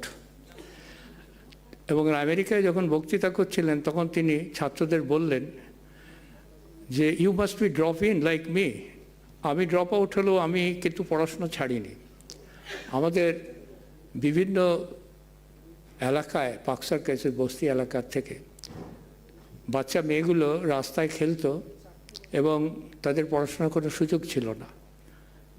ফলের দোকানে কাজ করা, বাবা মার সঙ্গে কলের লাইনের জল ধরা, এসব কাজ করতে করতে তাদের একটি সংগঠন, যেখানে আমাদের পল্লব যুক্ত আছে। পল্লব একজন, তুমি এদিকে এসো। পল্লব তারই একজন সংগঠনের সঙ্গে যুক্ত। এরকম আমরা অনেকগুলি বাচ্চাকে নিয়ে পড়ানো শুরু করা হয়। সেখানে তখন একটা ড্রাগের ব্যাপার ছিল, অ্যান্টি সোশ্যালে ভর্তি ছিল, কিন্তু এই মেয়েগুলি পড়তে পড়তে আস্তে আস্তে 5, 6, 7, 10 এরা ব্রিজ কোর্স বলে একটা কোর্স চালু করা হয়। এবং স্বামী সুপর্ণানন্দজিকে আমি সবসময় অনুরোধ করতাম, মহারাজ এরা যখন ম্যাট্রিক পরীক্ষা দিতে যাবে স্কুল ফাইনাল, আপনি আশীর্বাদ করবেন। এদের আশীর্বাদ করেছেন। এদের মধ্যে সবাই 30 জন এখন স্কুল ফাইনাল পাশ করে গেছে, কলেজের বিভিন্ন জায়গায় আছে। তারা মাতৃশক্তি কী এটা যদি বলতে হয় তাহলে আপনাদের ওখানে আসতে হবে। আমাদের পক্ষে তাদের যাদেরকে বলা হয় সমাজ বিরোধী, তারা পথ আগলে দাঁড়িয়ে থাকতো। আজকে এরা যখন কোমরে হাত দিয়ে দাঁড়ায়, সেই সব ছেলে অনেক দূরে চলে যায়। আমরা নিশ্চিন্তে সেই পথে যেতে পারি, এদের জন্য কাজ করতে পারি। এরা প্রত্যেকেই স্কুল ফাইনাল পাশ করে কেউ গ্র্যাজুয়েশন করছে, এবং এদের মধ্যে 2টি মেয়ে আছে, তারা আজ এসছে। তারা বিএ অনার্স ফার্স্ট ক্লাস পেয়েছে এবং MA পড়ছে। এরা হায়ার সেকেন্ডারি পাস করেছে স্টুডেন্ট। তারা সবাইকে দাও।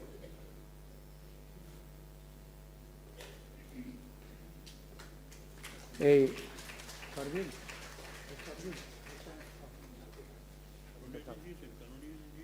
হ্যাঁ, কানোজি থেকে দেওয়া করা হচ্ছে। এই 2জনকে দিতে হবে। আমাদের এই 2টি মেয়ে আছে, রুকসানা আর সাবরিন। এরা ওই একই অবস্থা। এদের পড়াশোনা করা অসম্ভব। দাদা রাত্রেবেলা এসে বোন রাত 3টের সময় পড়ছে বলে তুই আলো নিবা, আমি ঘুমোতে পারছি না। সমস্ত অসহযোগিতা সত্ত্বেও এ স্কুল ফাইনাল পাশ করলো, হায়ার সেকেন্ডারি পাশ করলো, বিএ অনার্স নিয়ে ফার্স্ট ক্লাস পেল, এখন MA পড়ছে। না, MA পড়ছে, বিএ অনার্স পেয়েছে। সাবরিনেরও তাই, বিএ অনার্স করেছে, ফার্স্ট ক্লাস পেয়েছে, MA পড়ছে। এরা এখন আমাদের স্কুলের শিক্ষিকা। তারা অনেক পথ শিশুকে পড়াচ্ছে, এবং আপনারা শুনে ভালো লাগবে, এরকম 50 জন বাচ্চাকে তারা পড়ায়। আপনাদের আশীর্বাদ তাদের। যা কানোরি যে একটা দেবে। হ্যাঁ, যা।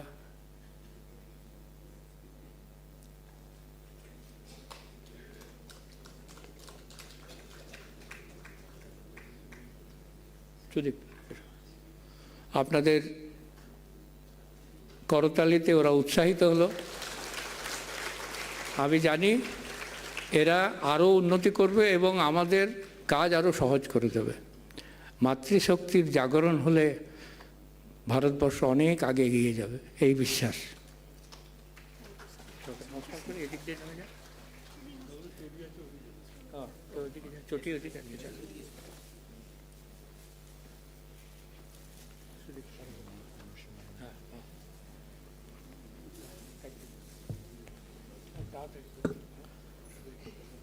হ্যাঁ, আমরা আজকের এই বিশেষ অনুষ্ঠানে এই পর্বটি দেখে সত্যি যারপন্নায় আপ্লুত হলাম।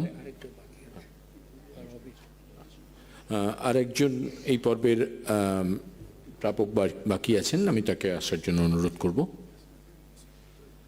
অধীর নস্করকে আমরা ডাকছি, তিনি এসেছেন। অধীর নস্কর নিজে আনন্দ আশ্রম, রামকৃষ্ণ আনন্দ আশ্রম পরিচালনা করছেন। তিনি শুরু করেছিলেন হোমিওপ্যাথি ডিসপেন্সারি দিয়ে বজবজে, তারপর সেখান থেকে প্রাইমারি স্কুল, হাই স্কুল, উচ্চ বিদ্যালয় তৈরি করেছেন, মেয়েদের স্কুল করেছেন। এরই ছেলে আমাদের স্বামী বিবেকানন্দ স্কলারশিপ পাওয়ার পর IIT থেকে PhD করছে।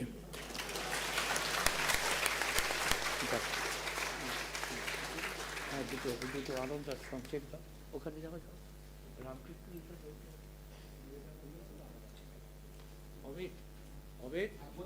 এদিকে অভিজকে ডাকতে হবে। অভিজকে তুমি বিবেকানন্দ। আচ্ছা,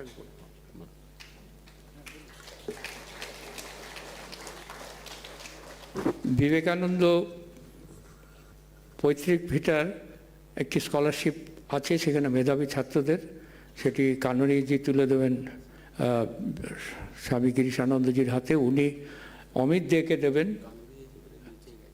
ও তাহলে তুমি গিরিশানন্দজিকে যাও, তুমি নিয়ে দাও। এখানে 25 জন মেধাবী ছাত্রকে পড়ানো হয়।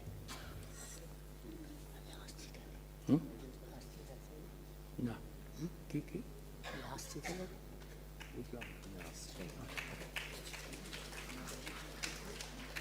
শুরু করো, 10 মিনিট করে।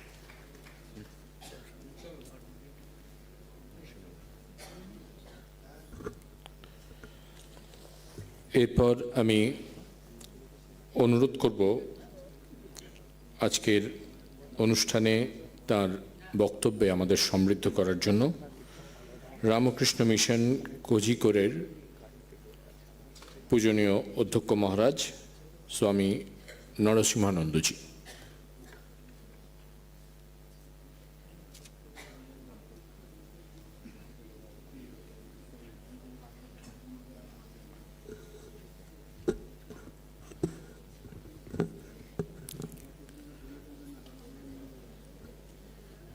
I offer my Sashtanga pranams at the feet of Srimad Swami Girishanandaji Maharaj.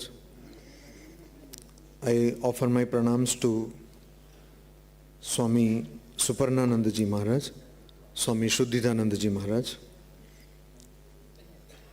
I offer my pranams to all the other monks and sannyasinis present here, and also to all the devotees and well-wishers who have gathered here. I thank Dr. Anup Gupta ji and also Dr. H.P.Kanoria ji for inviting me here to be part of this function.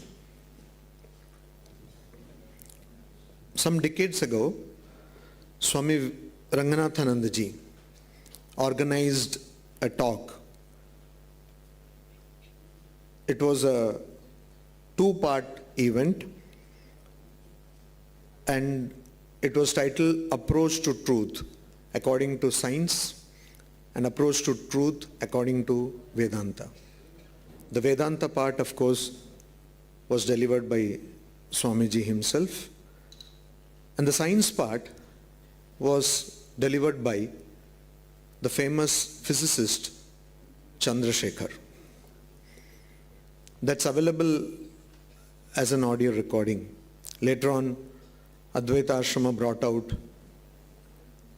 the Vedanta part as a book, Approach to Truth According to Vedanta. In Swami Vivekananda and in Swami Ranganathananda,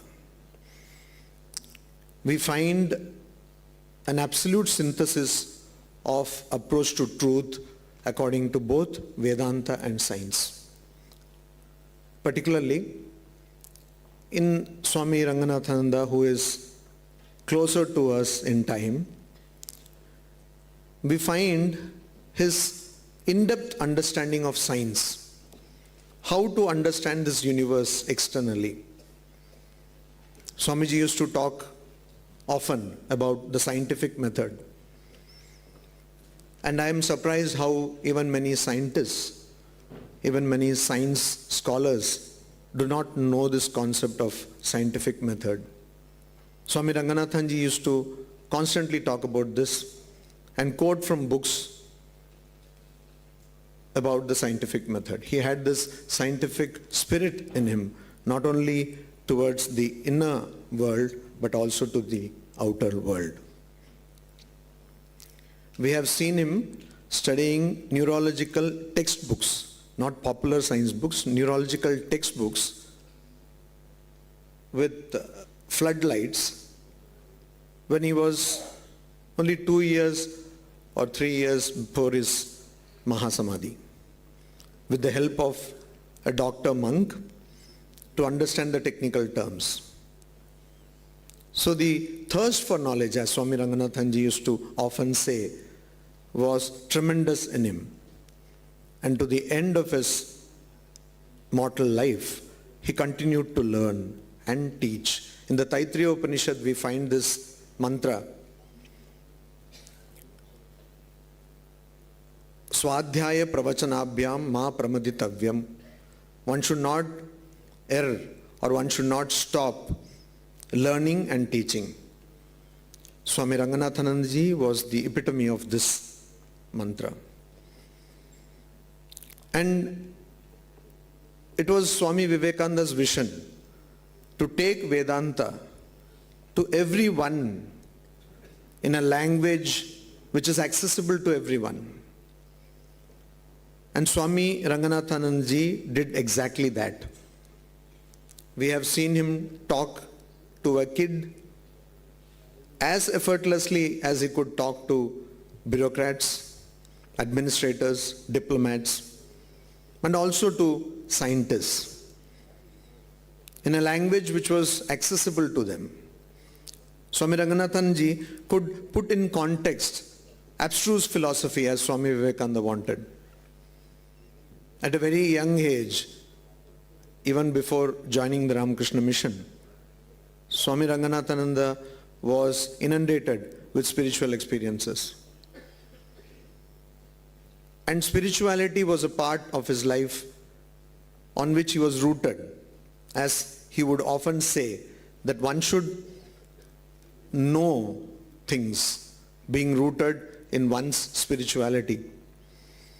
He used to use two terms. One is static piety and the other is dynamic spirituality. By static piety he meant wearing a particular kind of dress, eating a particular kind of food, having some prayer and rituals. But he was more focused on dynamic spirituality, where spirituality is translated into your day-to-day activities. Your very being exudes spiritual philosophy. Your very being exudes spirituality.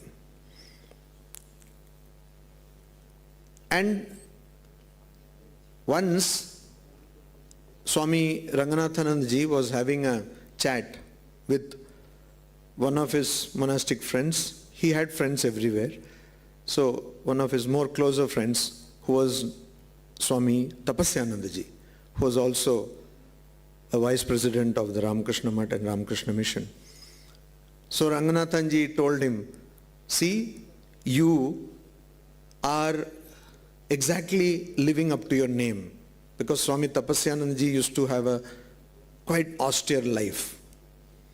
One example is he used to use one piece of this blade, the traditional razor, that he used to use for 3 months. Whenever the blade used to get blunt, he would get it sharpened and use.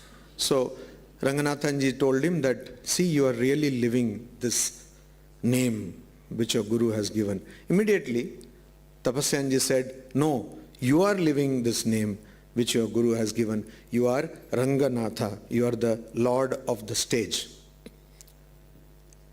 And Swami Ranganathanandaji was not only the Lord of the stage in its literal sense, but also in its metaphorical sense, that he was the Lord of all the hearts, whoever he came in touch with.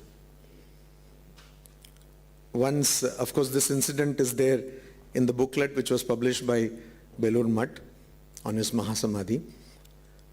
In Chennai Math, once Swamiji, until he was in Hyderabad, he used to come to Chennai Math twice a year. And once he had come so, and a 3-year-old girl, now she has grown up and she is an accomplished dancer, singer, etc. She was doing pranams to Maharaj. And then Maharaj asked her name. So her name is Lakshmi. And when Maharaj asked her name, she immediately said, "Oof, you don't remember my name? You only gave that name." And Maharaj started laughing in his own way. And he called her and made her sit on his lap and gave her toffees. The same person, whenever Maharaj used to come to Chennai, many dignitaries used to come to meet him, and he used to talk at length on what to do. Once I went to meet in a different context when I was in Vrindavan. I was serving in Ramakrishna Mission Vrindavan, I went to Delhi and we went to meet R. Karthikeyan, who was the head of CBI and later on he became the chairperson of Rajiv Gandhi Commission and all that. So we went to his home and he could not stop talking about Swami Ranganathanji. He used to say, he said that whenever there was a national crisis, Swamiji would immediately call us. Say, hey Karthikeyan, what are you doing about this? And we were always afraid what to tell Maharaj. For Swami Ranganathanji, the entire world was his own. He did not have any fear, any qualms in asking things. Another incident which he used to quote quite often is the incident with the book Discovery of India. You all know the book written by Pandit Jawaharlal Nehru, Discovery of India. When it was published, Swami Ranganathanji was the secretary of Ramakrishna Mission, New Delhi. And those days there was no paraphernalia about security and all. Swami Ranganathanji got that book, and as usual, he used to read book from cover to cover. And in many of the books, this place has been blessed, as you all know, by his presence. He was the secretary of this place. But one thing which struck me and keeps on striking me is that Swamiji always used to write that he was the secretary and the librarian of Ramakrishna Mission Institute of Culture. I haven't come across any other person writing so. So he was so fond of reading books. And many books in this library has his notations. Same is the case with the library at Ramakrishna Mission, New Delhi. So Swamiji read the book, completed it, and he was really not very happy. So what he did, one evening, he just walked up to the residence of the Prime Minister at that time, Pandit Jawaharlal Nehru. And he said to the security, you tell Panditji, a monk from the Ramakrishna Mission has come. He did not say Swami Ranganathanandaji or something. So immediately Panditji said, okay, let him come. And so Swamiji went there and Ranganathanji said, I am sorry that you have dismissed Swami Vivekananda in a paragraph. So the first edition of Discovery of India had only one paragraph about Swami Vivekananda. Swami Ranganathanji just went to Jawaharlal Nehru and said that in the next edition he accepted his mistake, and in the next edition he wrote more than 6 pages on Swami Vivekananda. So that was Swami Ranganathanji. For him, our friend Pallabji was telling how when he used to take devotees of Ranganathananji or friends of Ranganathanji to and fro airport, he used to be surprised that they are coming from countries of which he has not even heard of. There is a photograph of Swami Ranganathanandaji amongst the top brass of Chile, of all places, Chile. And it's a party, of course, where Swamiji has been invited to speak, and everyone is having some cocktail in their hand. That's the photograph. And Swamiji is there in his ochre robe, and all people are in their uniform, the top brass of Chile army. And Swamiji spoke there also. We really don't know where and all Swamiji went. Only whatever is available with us today, we know. There are copy books of Swami Ranganathanandaji where he practices writing Russian, writing Mandarin. So, the saying of Sri Ramakrishna, as long as I live, so long do I learn, was embodied in the life of Swami Ranganathananda. But it was not just restricted to that. Swami Ranganathanandaji had this unique quality of giving without asking. Nowadays, we make a big philosophy of how you should give only what is deserving, etc. Swami Ranganathanandaji used to just give money whenever somebody asks. So many a times, monks who were with him, they used to say, Swamiji, that person does not deserve this. Why are you giving? That person is simply duping. So he said, don't worry, that person has come and asked me. He used to mirror the teaching of Holy Mother Sarda Devi. Whoever asks is in need. so he used to give.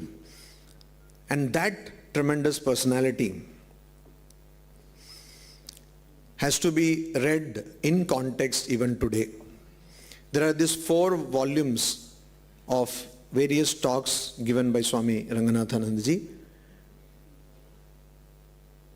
And those 4 volumes, Eternal Values for a Changing Society, have been translated into many Indian languages. These have to be read closely. I know of many people who read books of Swami Ranganathanji, which are all practically transcriptions of his lectures. He used to himself edit those lectures and convert them into books. And they have used these ideas in their work.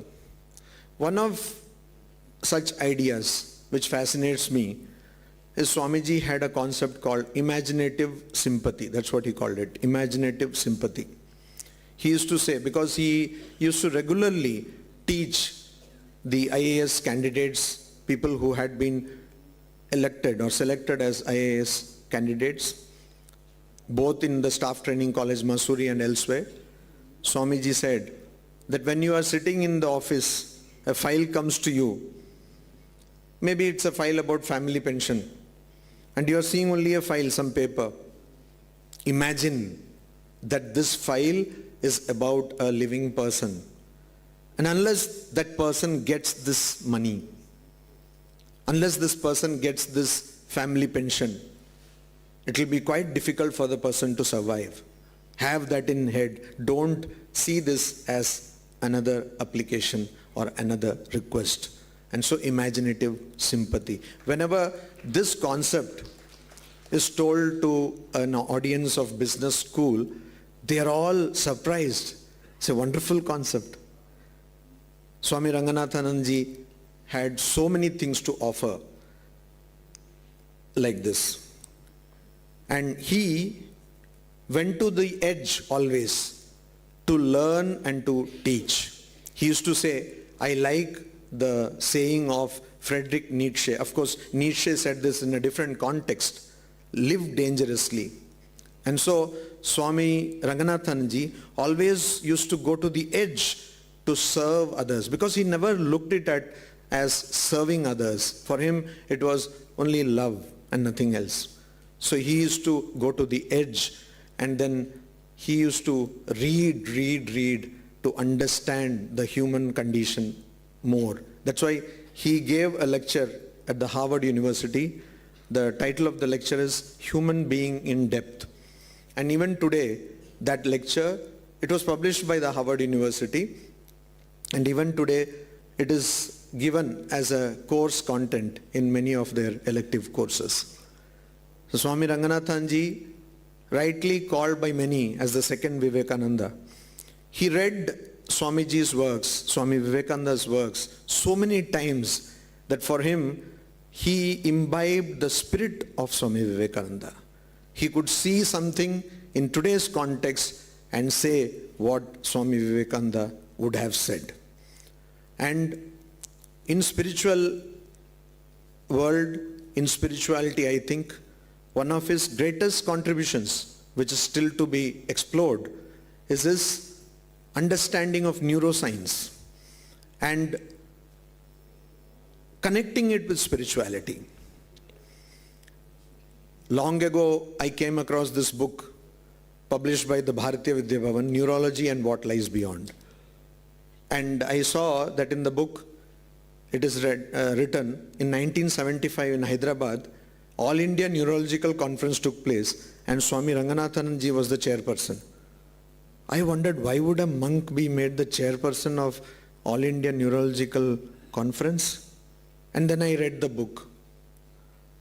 I read it over and again, and I understood that he was the right person to be made the chairperson of that conference, because he links the problem of consciousness, which is now talked of across the world. He links the problem of consciousness, he links the human condition, he links spiritual and religious life to neuroscience. And he has written and spoken on this so many times, in so many ways, exploring so many dimensions. I only wish and pray that many people look into this. And I'm again thanking Kanoria ji and Anup Gupta ji for having invited me here. And I'm really happy to see such a large audience who have gathered here to think about a person for whom spirituality was not a compartmentalized exercise. It was being itself. In the introduction of the complete works of Swami Vivekananda, Sister Nivedita says that to conquer is as stern a trust, to conquer and hold is as stern a trust as to quit and avoid. So today, religion has to be seen in that light. To have and to hold. Yes, Maharaj. To have and to hold is as stern a trust as to quit and avoid. And religion today has to be seen in that light, in the light of what Swami Vivekananda said, that each soul is potentially divine. The goal is to manifest this divinity within.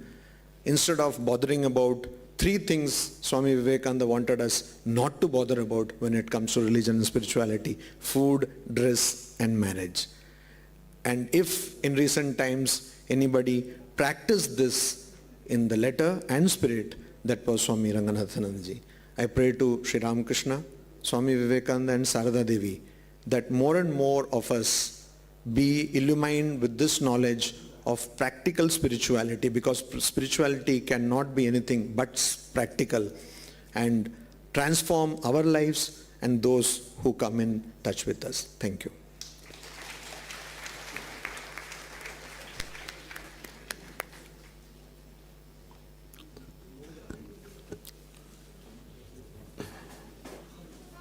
স্বামী নরসিংহানন্দজি তার বক্তব্যে আমাদেরকে সমৃদ্ধ করলেন। এরপর আমি অনুরোধ জানাবো অদ্বৈত আশ্রমের পূজনীয় অধ্যক্ষ মহারাজ স্বামী শুদ্ধিদানন্দজি মহারাজকে তার মূল্যবান বক্তব্য রাখার জন্য।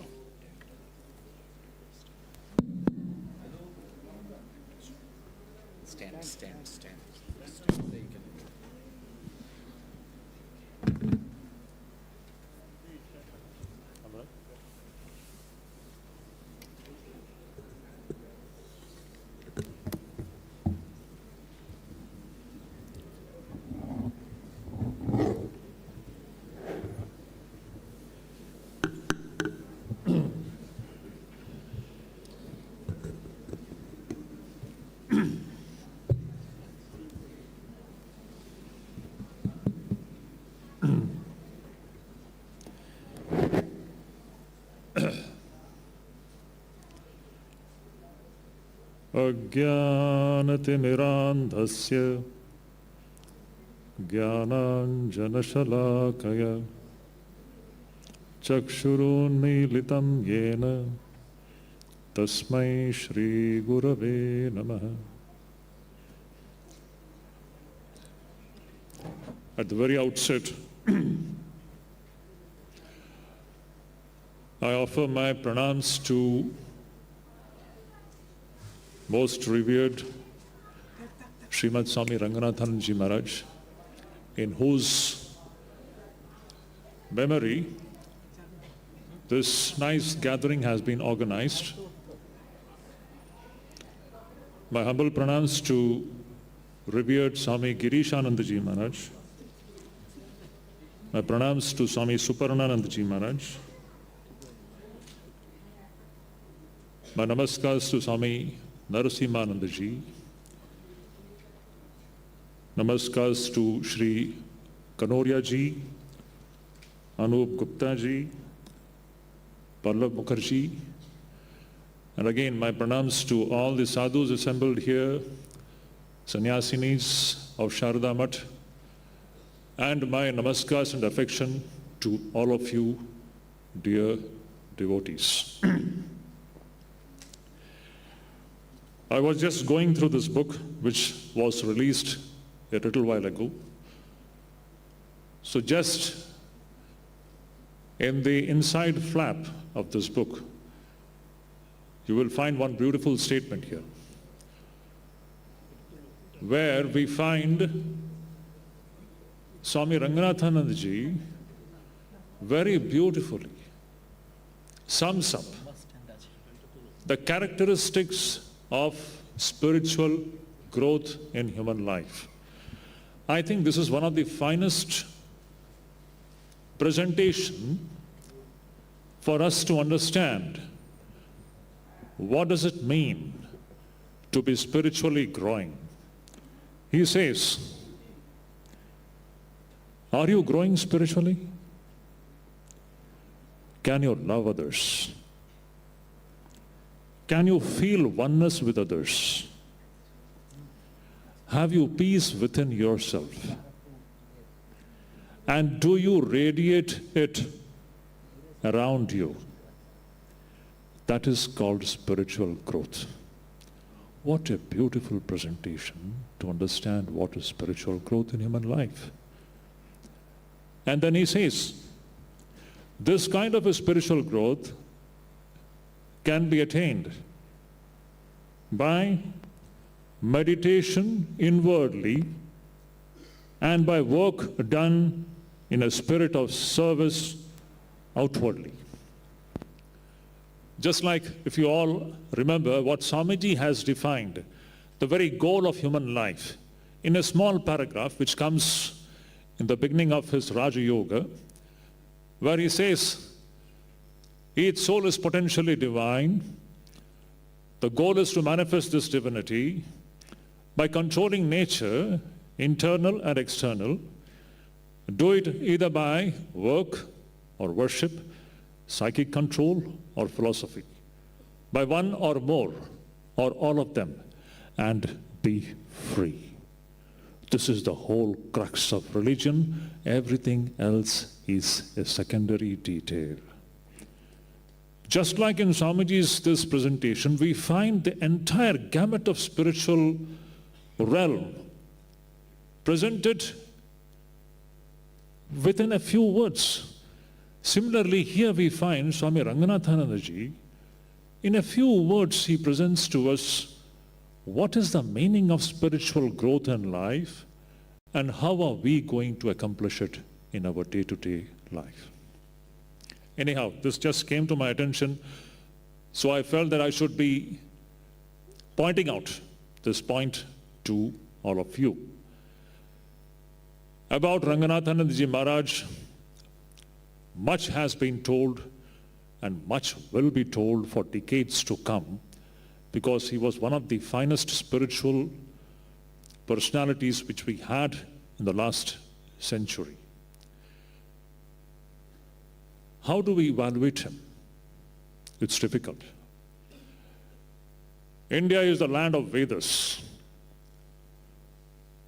The Indian culture and civilization is essentially the Vedic civilization, which is today known as Hindu Sanatana Dharma. And the core of Hindu Sanatana Dharma is Brahma Vidya, the great science of self-realization, which the sages of the Vedas and the Upanishads kept before the entire world. And this great science of Atma Vidya, Brahma Vidya, has been coming down since the hoary past through a succession of teachers and disciples, which is known as a parampara, Guru Shishya parampara. If you go back to the Upanishads, from the Upanishads we come down to the great teachings of Bhagavan Shri Krishna in the Gita.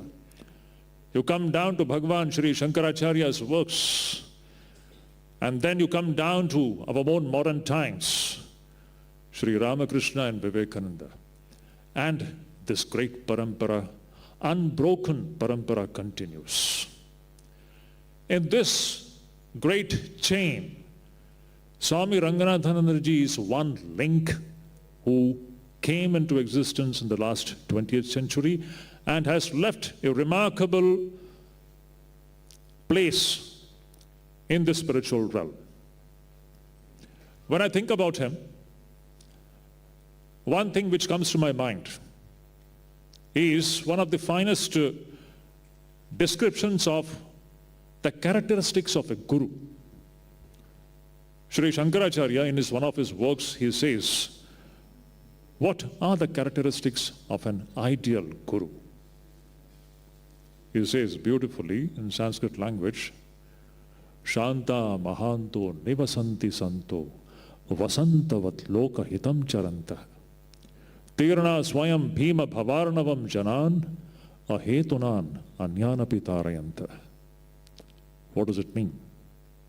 So beautifully, he says, Nivasanti Santo, Shanta Mahanto.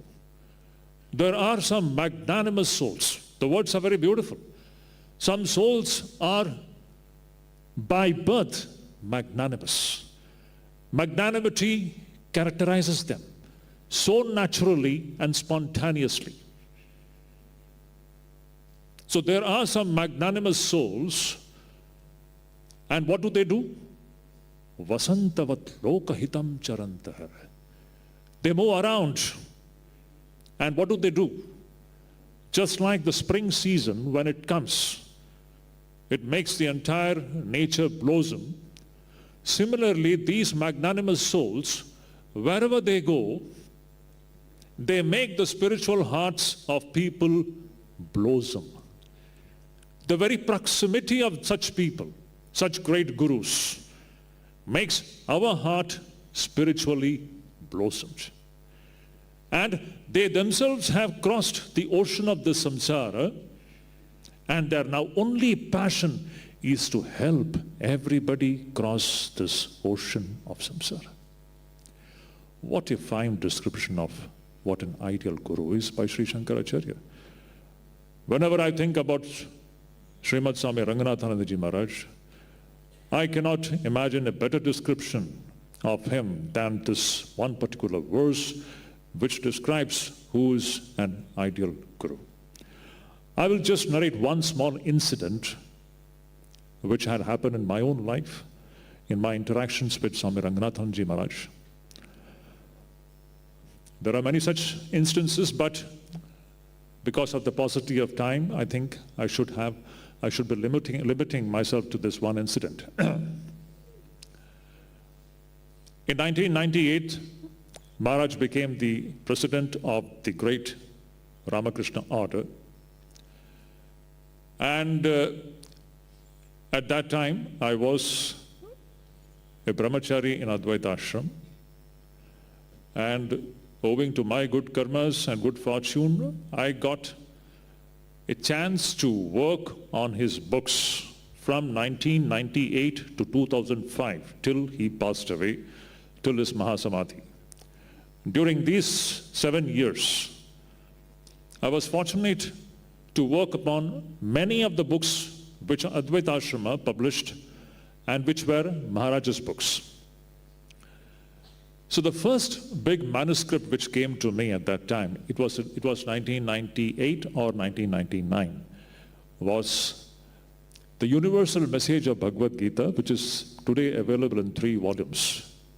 And it's one of the very fast-selling books, very popular among the devotees, and it is highly prescribed that anyone who wants to understand Bhagavad Gita should read this Ranganathanandaji Maharaj's 3 volumes. A beautiful, very modern presentation of the great eternal wisdom. So that manuscript came to me. Before me, 2 other sadhus had gone through that manuscript. So my role was to give it a final shape and just to ensure that the book doesn't have any mistakes. So in the course of working on this book, I got ample opportunities to approach Maharaj and discuss with him the various aspects of it, wherever there was some lacuna, some mistakes, some possibilities of improving the manuscript. So all these things were going on, and I got many opportunities to go and visit him and talk to him.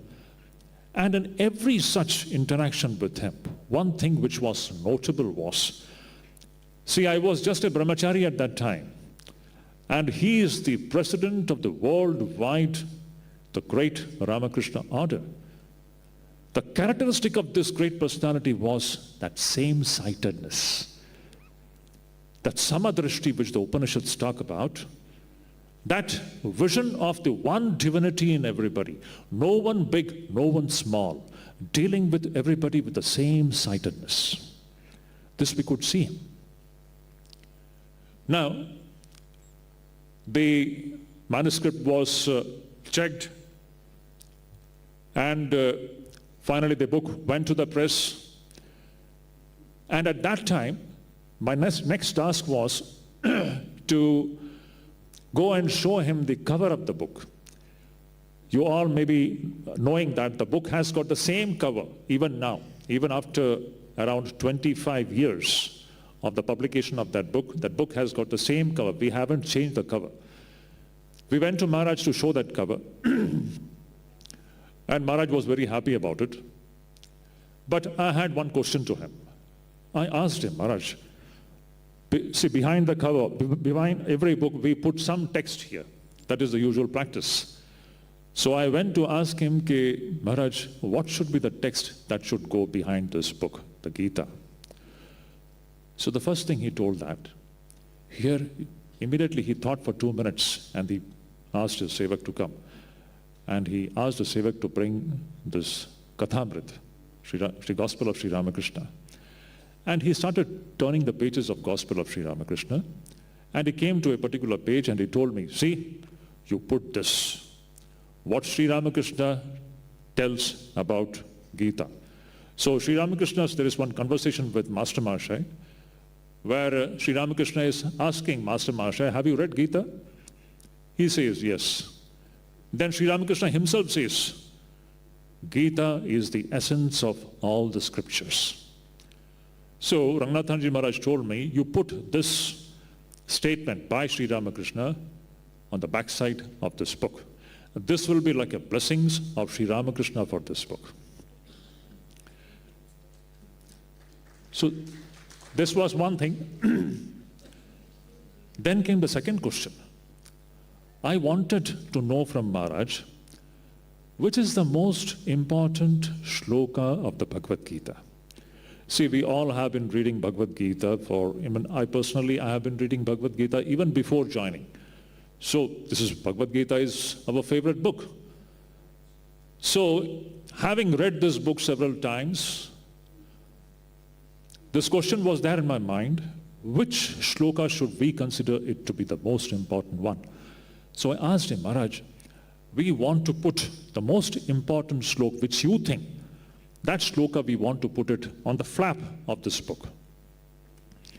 Again, Maharaj thought for a few moments, and he said, and what he said was something very interesting, and it was an eye-opener for me personally.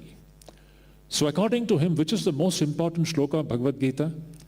He said, the 25th verse of the 3rd chapter is the most important shloka of the Bhagavad Gita.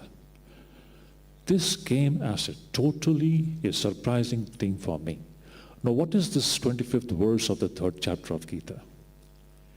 It says, Sakta karmanya vidvanso yatha kurvanti bharata kuryad vidvan tatha sakta chikirshur loka sangraham. What does it mean? The meaning of this verse is, just like worldly people who are engaged with worldly activities, they work intensely and passionately, but they work with deep attachment.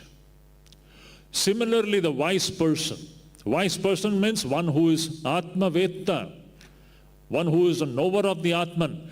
Such knower of the Atman also should work with the same passion and intensity, but without attachment. And then comes the most important part. Why should he work? Chikirshur loka sangraham, it says. This loka sangraham word is the thing which actually the most important thing of the Bhagavad Gita. What does this loka sangraham mean? There Bhagavan Sri Shankaracharya comments, Lokasya unmarga pravritti nivaranam loka sangraham. What is this Loka Sangraham? Loka Sangraham means preventing the human race from going astray, stopping them from going on the wrong path and helping them to come to the right path of spirituality. Just imagine. So, Swami Ranganathananda says that this is the most important thing with which we all have to be involved with. Constantly working to see to it that the human society doesn't go astray, it doesn't go on the wrong path, and helping the human society to come to the right path of spirituality. Because ultimately the well-being of the human society is in spirituality and spirituality alone. So this came as a total surprise to me, because we all have read Bhagavad Gita several times, but never did it occur to us that this verse is so important. Now this is one side. So what Ranganathanandaji Maharaj is telling about this verse is one thing, but what do we find in his life? His life was the best demonstration of what this verse says in the Gita. What is that we see in Ranganathanandaji Maharaj's life? A man who is established in truth. He could have spent his days in meditation and in silence. But just like Bhagavan Krishna says in the Gita that the wise man, the Atma-Veda, the Atma-Jnani, should be working with the same passion, with the same intensity with which the so-called worldly person works. The worldly person works with attachment. This wise person will work without attachment, and he will be working for what? What is the motivation? The motivation is only one and one alone, the well-being of the entire human race. So this verse, this statement came as an eye-opener, and is also, truly speaking, now whatever my earlier speakers presented before all of us about Swami Ranganathanandaji Maharaj, in a way it sums up the whole, I should say, what we find in this phenomenon called Swami Ranganathanandaji Maharaj. That passion, that maddening intensity with which he works, which we have seen and witnessed, and tireless, relentless, not knowing what rest is. And only one concern and one thought which would trouble his mind was, how should I remove the sufferings of the people? What can I do to the suffering world? What can I do to the suffering world is the one concern which moved the soul called Swami Ranganathanandaji Maharaj. Now this is the great characteristic which we find in all the great masters. We find it in Swami Vivekananda, same thing. That mad passion to bring succor to the suffering humanity. So this is the great thing which I was fortunate to witness in one of his interactions with this great soul. And we can go and talk about him in different contexts, but as the time is not sufficient here, I would thank the organizers who have given me an opportunity to come and express my ideas about Maharaj. And this beautiful book has been brought out.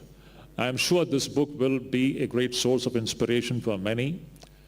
And many more people in the future, whoever gets connected with this Swami Ranganathanandaji Maharaj's works and his ideas, will be encouraged and inspired to walk on the path of spirituality, which is accomplished through meditation inwardly and through service done outwardly. Thank you so much.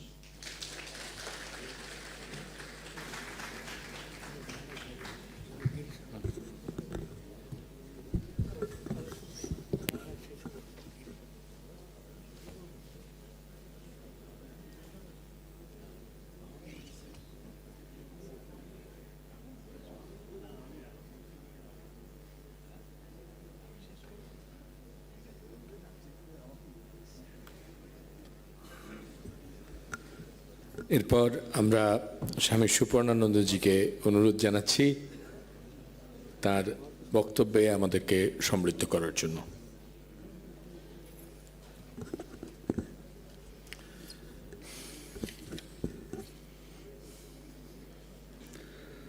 Om Jananing Sharadang Deving Ramakrishnam Jagadgurum Padapadmitayo Sritva Pranamami Muhurmu.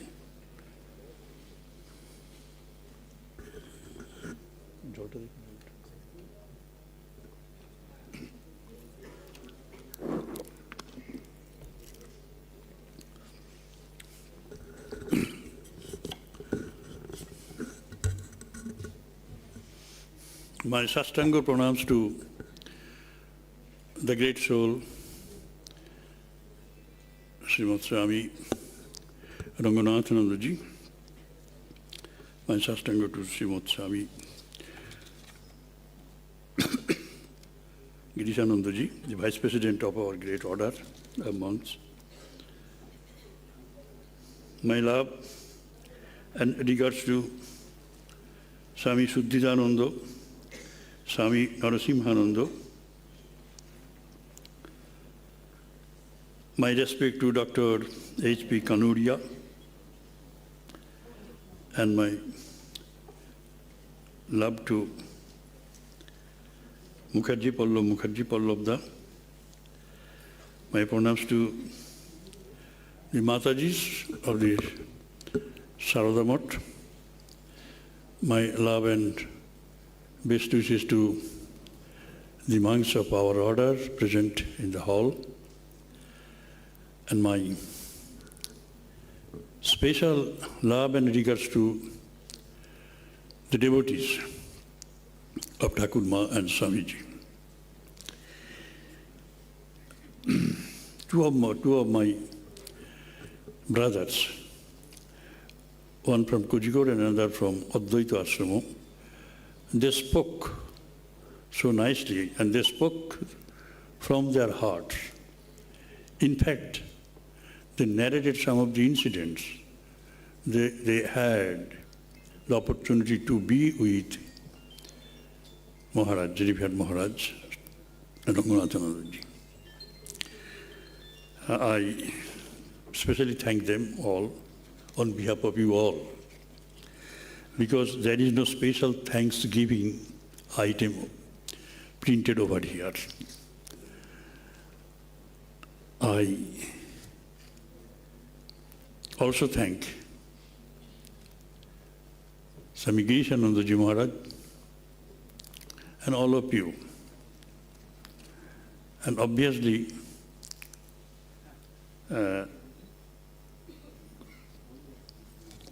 Anup Gupta for arranging this gathering, this function. This is a very, very good occasion, no doubt, to inaugurate the publication of the great book that he made out of his own love for Maharaj. So one or two words I want to spell out.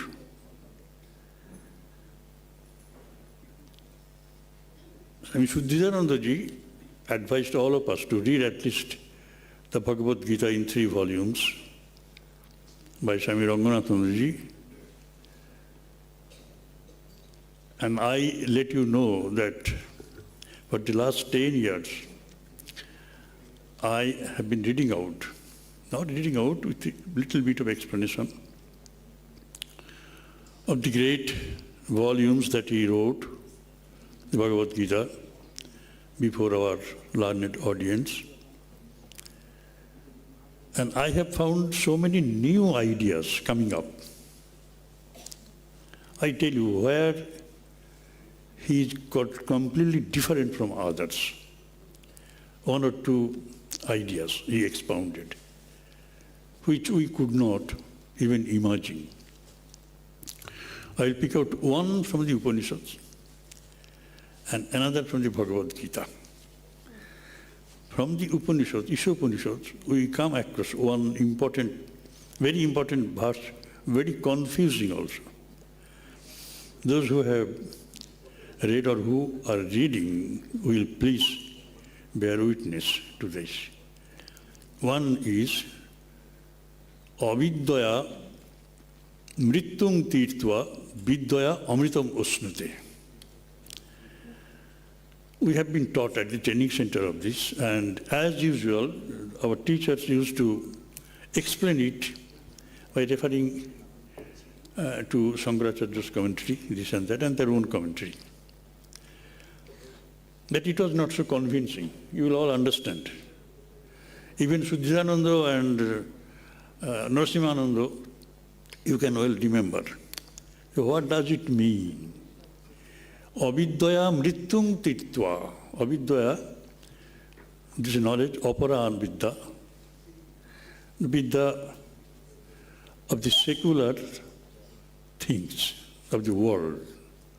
Body, world, kiti aptej murudbom, what scientists are now doing, and also the body, and inside the body, organs, so nerves, brain, this and that, lungs, heart, kidney, this and that.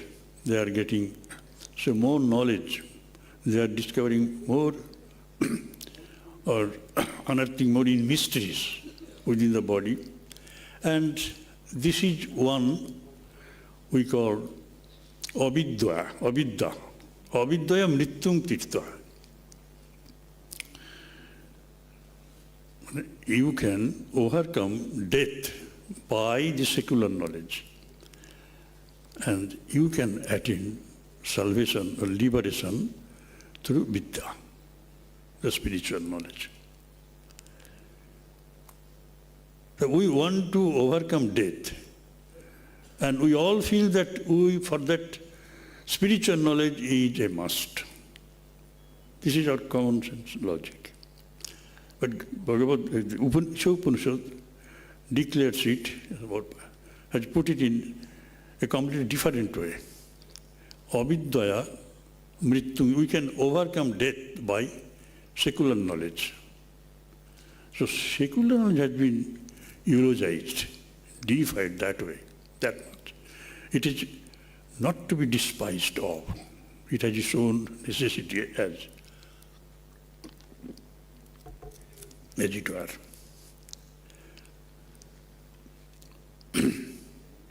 Now in Ranganathanandaji's explanation, I got the light, proper light, exact thing.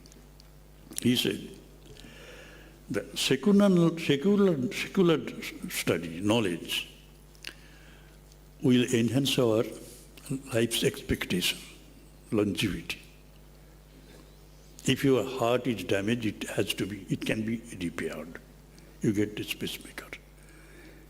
You were to die at age of 45. Now you can hope to extend your life's expectancy up to 80, 85, 50. You won't die of heart diseases once it is being repaired.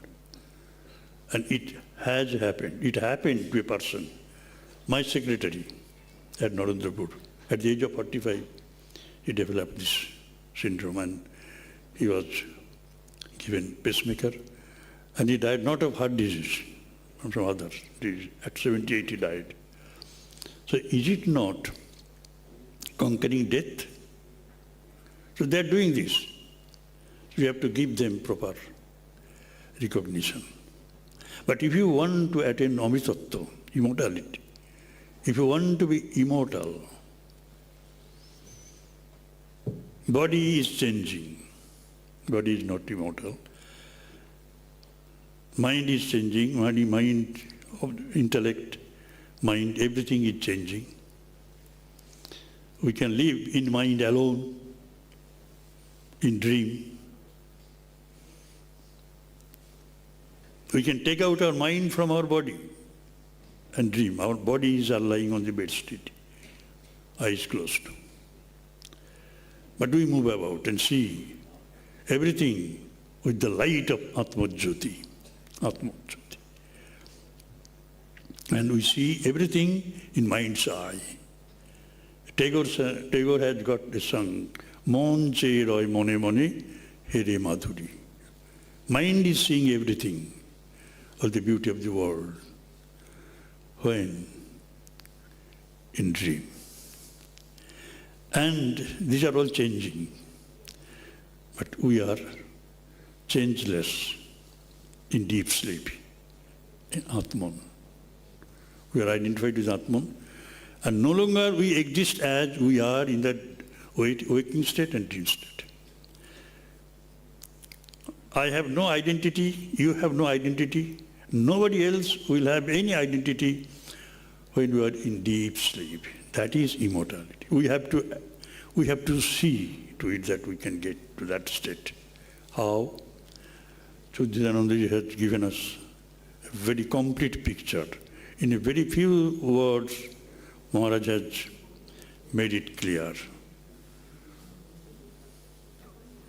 What do you mean by growing in spirituality? You have heard it. So doing service in a spirit of sacrifice outward, and how far you have been able to do your personal work into its sacrifice will be a proof when you sit for meditation in the evening. You have to understand your seva jog, the fruitfulness of your seva jog, only when you come back to your room, your little shrine at home, and sit for meditation and see how do you meditate. You have to understand it within, through meditation, the yoga, and the means you attain from your activities in the outside world. Then you will have the test of that state of oneness with all in deep sleep. That is not a fantasy, that we are all Atman. Yes, we are all Atman during deep sleep. There is no difference between man and woman, sadhus and householders, sinners and saints. No difference. I lose my identity as Supernananda, you too, everyone of you. This can be attained through Seva Yoga and Lokasangra, as he said, for the good of people. Lokasangra does not mean collecting people, as is very much evident from our day-to-day life. We collect people and make a meeting. That is Lokasangra, that is not Lokasangra. It is a collection of people, masses, doing good to others. That is it. So immortality is a fact, not a fiction. That we have to learn through spirituality, Paravidya. So he said it there, explained it. You can enhance your longevity through avidya. Avidya mrityum tirtva. Vidyaya amritam asnute. You have to attain immortality through vidya. Is it clear? This has never been spelled out by anybody. It is so easily understandable. And another thing in the Bhagavad Gita, I tell you, I am yet to come to that sloka. In a few days after, I will cover that and finish the book, Bhagavad Gita lesson. There, Sri Krishna says, yes, I have given you the entire Bhagavad Gita teachings, yes. But I tell you, never tell each and everybody indiscriminately. You must not preach this philosophy of mine that I have told you without any discrimination. But you must tell those specific persons who are they. and who they are not. Just see. Idang tu na atapaskayo, na abhaktayo kadachano, na cha asru sabe vachang, na cha jo mam abhasuyati. Just see. Arjun, you must not say to anybody else, only say to those, only say not to those who have done no austerity. No atapaskayo bachang. Je tapasya kareni, tapasya kareni, what does it mean? Who does not control his passion. So you have to deny to your mind every bit of inordinate desire. You have to be conscious about that. Mind needs so many things, but you have to deny to them very forcefully. Je konodin tapasya kareni, take amar kotha bolbe na. Never tell them who didn't have this tapasya. No, abhaktaya, those who are not my devotees, takeo bolbe na. Don't speak to them who are devoid of any devotion, love for something higher. Nacha assu sabe vacham. Here it is so clear. Every commentator has made it explicitly clear that this assu sabe means those who do not want to listen, you must not tell them. The Maharaj says there, so what is there? What is new to this? I don't want to hear. What is the need to speak to them? It is not the proper import of this word. Nacha asprusavi. Susprusa means service. Those who do not perform any susrusa, those who are not serviceful to others, you never speak to them. The second meaning he has taken. You have to serve others in a spirit of service, sacrifice. So your life has to be a life of sacrifice. You sacrifice for others. So life of sacrifice means that. I cannot just throw away my money and goods, commodities to the, say, ocean or to the ponds, to the rivers. You have to serve with your means. Not mangjo bhusuyati. Very, very important. Really, once Swami Ranganathanandaji came to Narendrapur, he spoke to the elders one night. And the next night, he reserved it for the kids, the junior boys of the junior section of the school. You know that, those who visited. We were astounded to hear that young children, they could understand him. And he started with this: you must practice controlling your tongue. Dear children, you must control your tongue. Once I uttered some filthy words while playing with my friends. My mother heard, and he took me aside and scolded me. Your tongue is the seat of Saraswati. You have no right to defile it. You make it pure. Always keep it pure. Tongue. Very simple word. আমাদের জিহ্বা হচ্ছে সরস্বতীর বাসস্থান, একে কলুষিত করতে পারো না। You watch your word and watch your steps also. So there are so many things to tell about him, and you have heard a lot of it, and then you need to practice.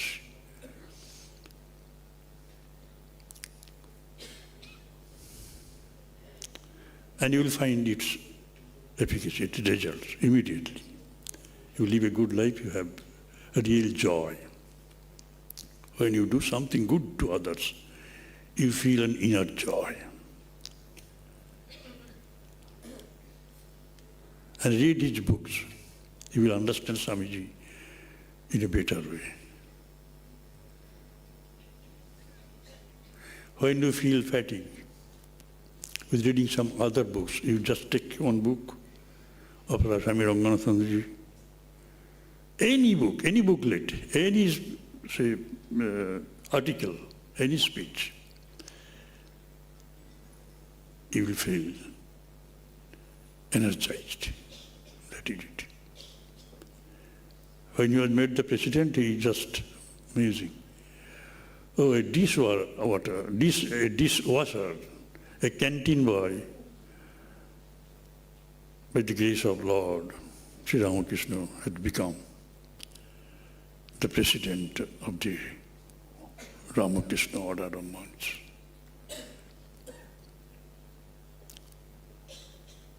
The inner soliloquy. Those who are near him, they could hear. Bhagavan ki Ashirbad আছে, he started his monastic life, brahmachari life as was a canteen boy. He used to serve in the kitchen.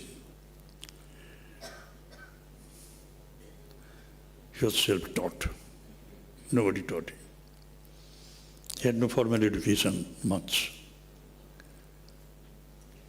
But what spectacular scholarship he attained. We bow down to that phenomenon. Sri Ramakrishna was a phenomenon, Swamiji was also a phenomenon, Sri Ma Saradevi was a phenomenon, everybody is a phenomenon.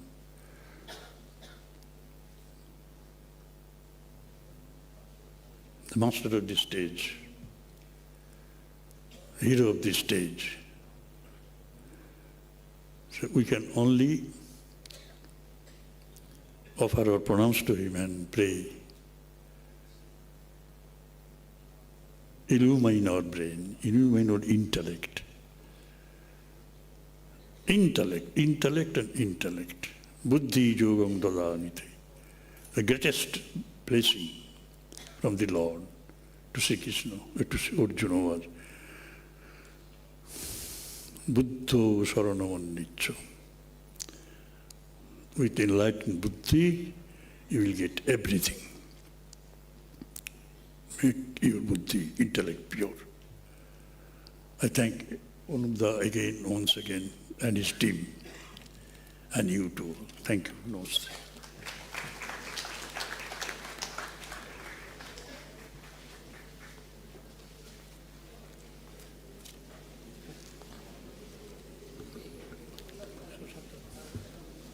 এরপর আমরা শুনতে চাইব আজকের অনুষ্ঠানের যিনি প্রধান অতিথি, রামকৃষ্ণ মঠ ও রামকৃষ্ণ মিশনের অন্যতম সহ সংঘাধ্যক্ষ শ্রীমৎ স্বামী গিরিশানন্দজি মহারাজের আশীর্বাণী। আমি মহারাজকে অনুরোধ করছি ওনার জায়গায় বসেই ওনার বক্তব্য বলার জন্য।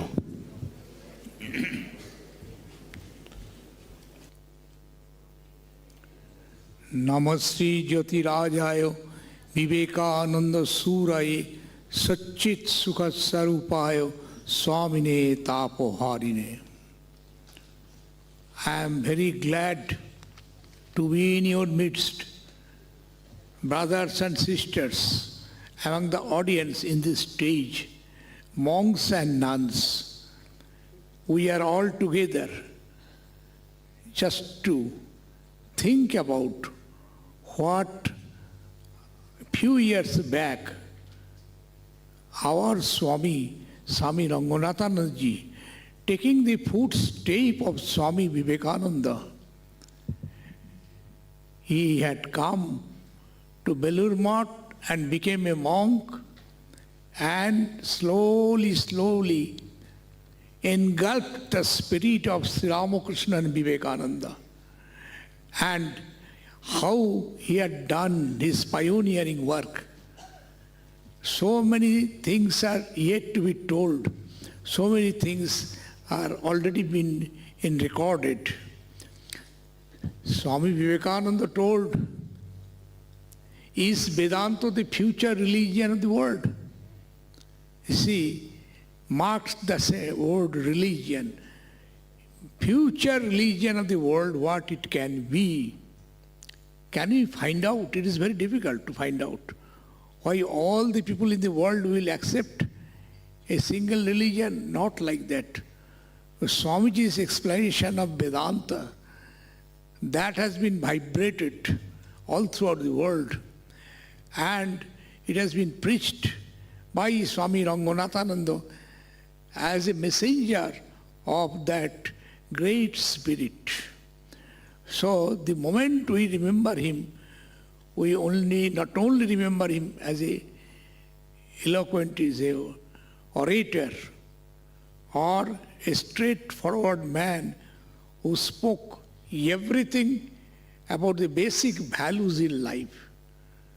But other things are there about his personality, whoever meet him. And I very many thanks Dr. Anup Gupta, who had taken the courage to publish such a book, A Monk of Fundamental Wisdom and Spirituality. Most important point, spirituality, wisdom, or you go ahead in depth, it is religion. So that our eternal religion always came to us in that way when we go deep inside that. So in this present, see, so many difficulties are there in this complex world. So you can't find any solution. It is only through the religion, and religion not in a narrow sense, religion in a very broad sense. And we see there are a lot of fragmentations. Here, there are some spirit who really preached out to the common public at large that what is actual religion, the whole world can admire and accept. So, Dr. Anup Gupta, I very much love, and he had done this pioneering work, and the Vivekananda Study Circle, and Swami Suparnanandaji Maharaj, and all other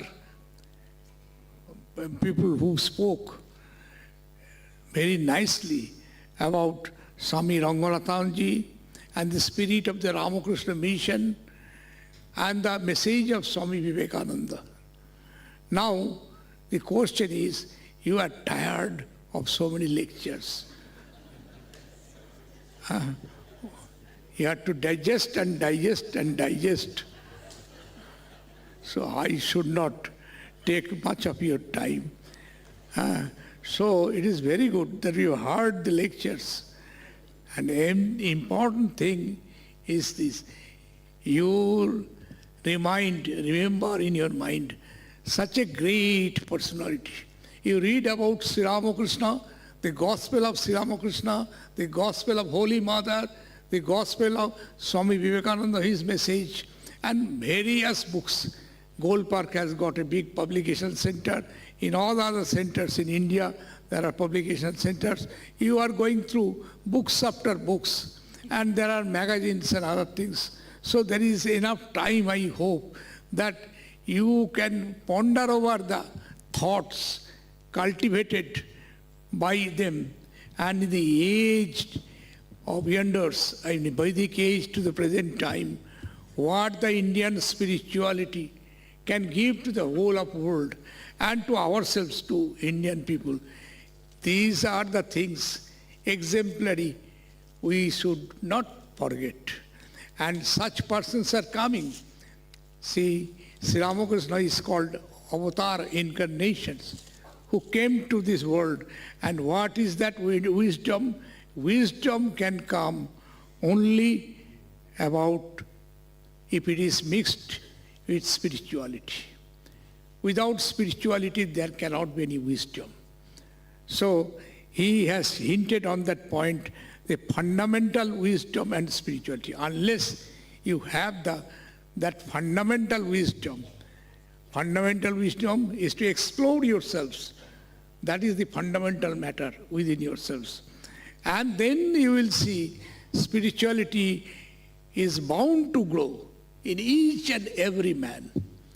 So here we see that whoever is coming here or whoever is coming in contact with this institute, they must be having some ideas that, you see, we call it higher thinking. The higher thinking, they call it plain living along with that.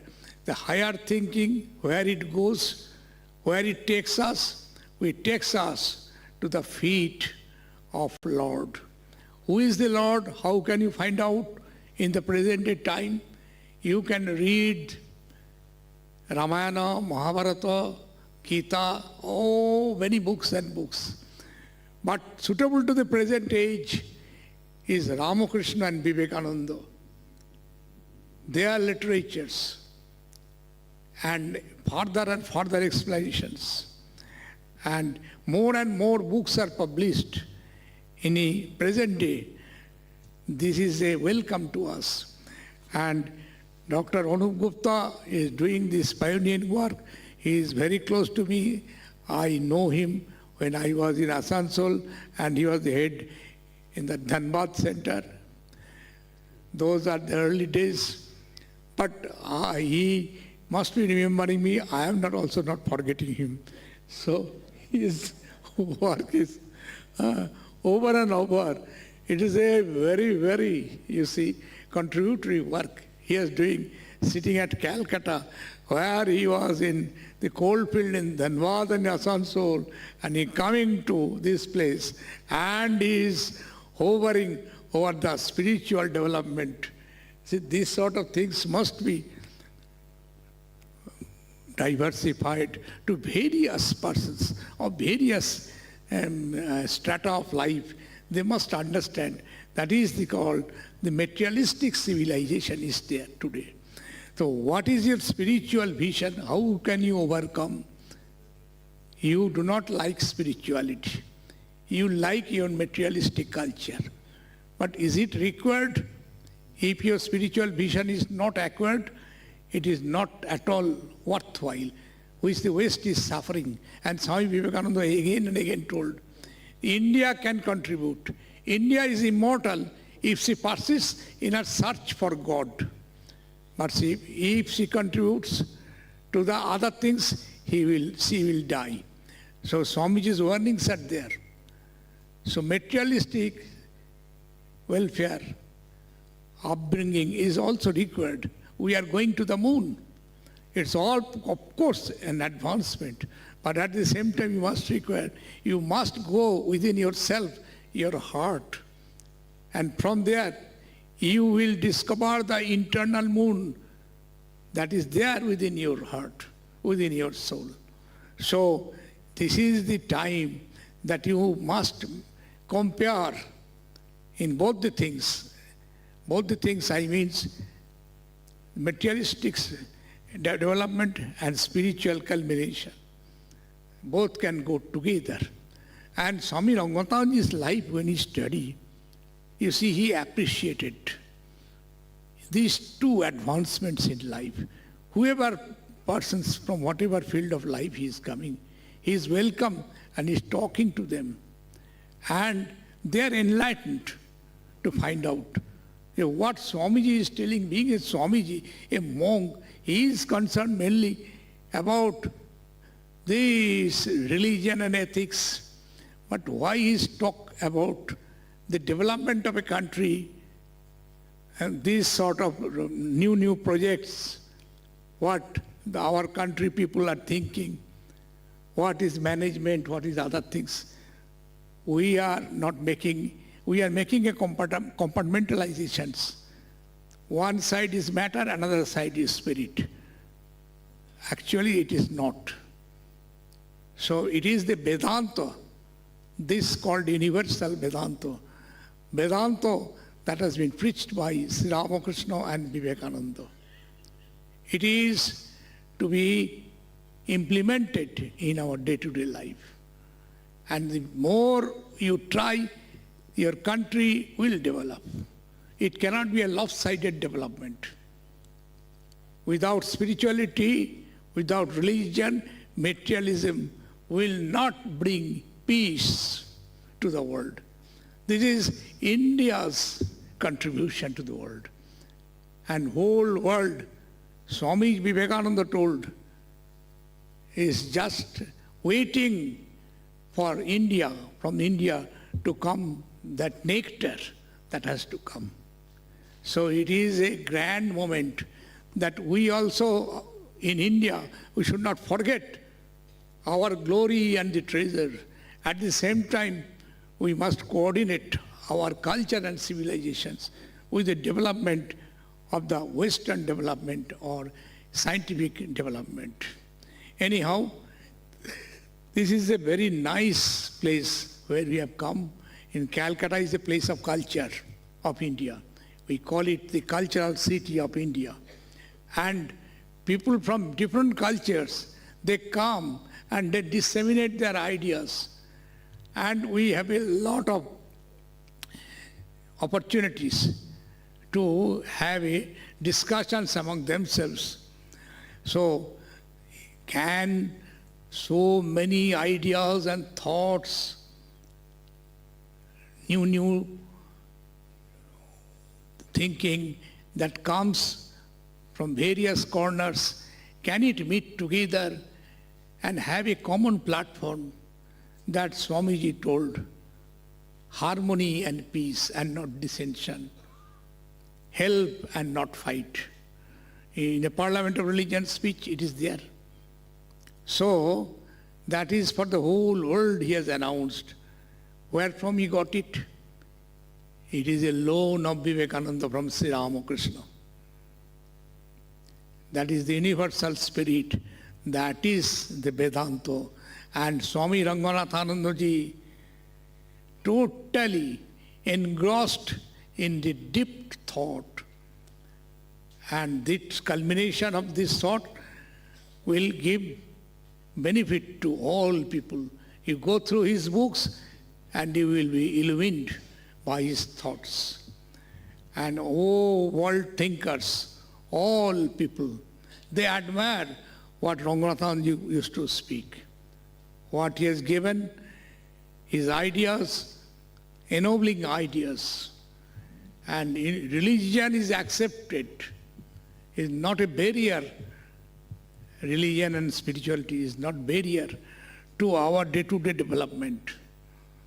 So, this is the time you remember such noble souls like Swami Ranganathanandaji Maharaj. He was the disciple of Swami Shivanandaji Maharaj. He was the guru of our order. You see, our first guru, Swami Vivekananda made him, is Swami Brahmanandaji. Second one is Swami Shivanandaji. And Swami Ranganathanandaji has got Diksha, Mantra Diksha, initiation from Swami Shivanandaji Maharaj, one of the direct disciples, very highly spiritually such soul. You maybe might have heard about him. Third was Swami Akhandanji, and once he went there in Sargachi where Akhandanji was staying. He told him, Maharaj, please bless me, or I can spread the message of Swamiji to the whole of the country. And Akhandanji blessed him. And I remember again and again he is repeating in Vivek Chudamani, there is a sloka, Kabalito Dino Nathe, etc. like that. When there is full of clouds, It is on the sky, you do not see any light. But slowly, slowly, the rains will fall and you will see the bright light. So Shankaracharya has told in that Vedic Chanting. So like that, the condition of India has become like that. And it is a contribution of great spiritual luminaries like Swami Vivekananda and his followers in the ongoing ages. Swami Ranganathanandaji is also one of them like that. So, see, their prophecy, India will conquer the world, not by war, not by any other means, but by spirituality. What Swamiji meant by that, it is his mouth that has come out, and he was a prophet, just not as an intellectual thinking. It came from his mouth that India will conquer the world. How to conquer?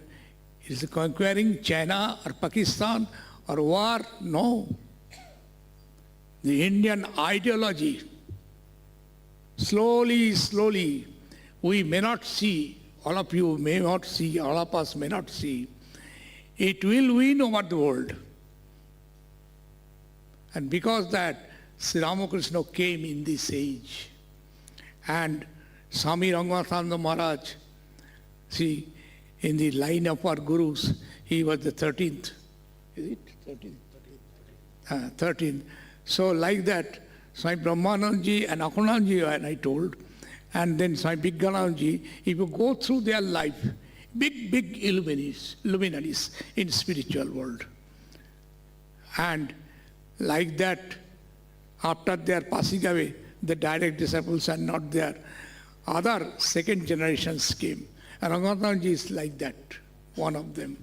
So we are fortunate to have. We are together to discuss.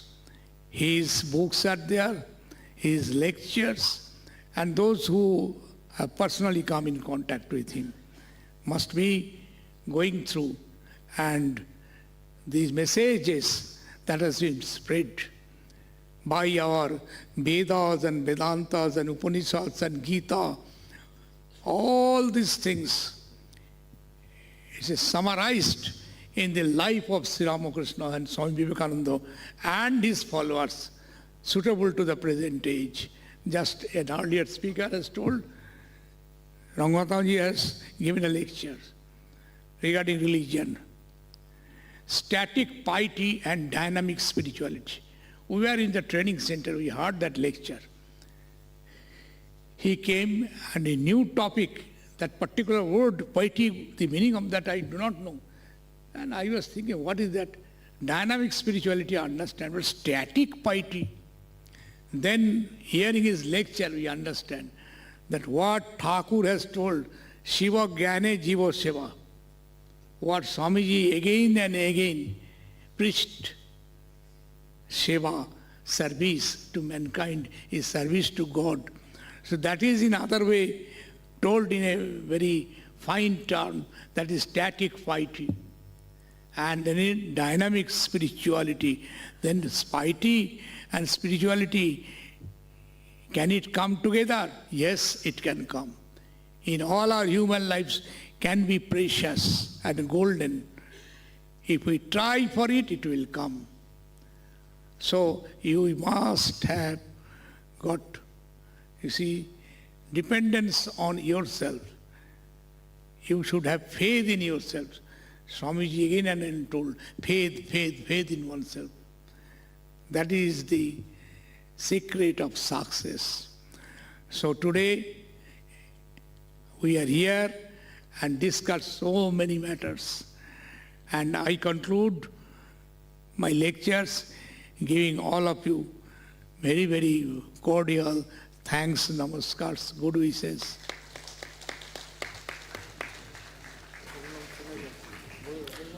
কেউ যাবেন না, রামকৃষ্ণ শরণম দিয়ে শেষ হবে। আপনারা আশা করি সেটার সঙ্গে জয়েন করবেন।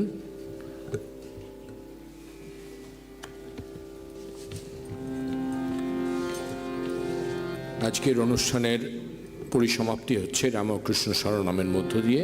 রাম কৃষ্ণ শরণম, রাম কৃষ্ণ শরণম, রাম কৃষ্ণ শরণম শরণ্যে। জয় জয় রাম কৃষ্ণ শরণম, রাম কৃষ্ণ শরণম, রাম কৃষ্ণ শরণম शरण्ये। प्रभु कृपा ही केवलम, कृपा ही केवलम, कृपा ही केवलम शरण्ये। प्रभु कृपा ही केवलम, कृपा ही केवलम, कृपा ही केवलम शरण्ये। जय जय राम कृष्ण शरणम, राम कृष्ण शरणम, राम कृष्ण शरणम शरण्ये। प्रभु शरणागतो हम, शरणागतो हम, शरणागतो हम शरण्ये।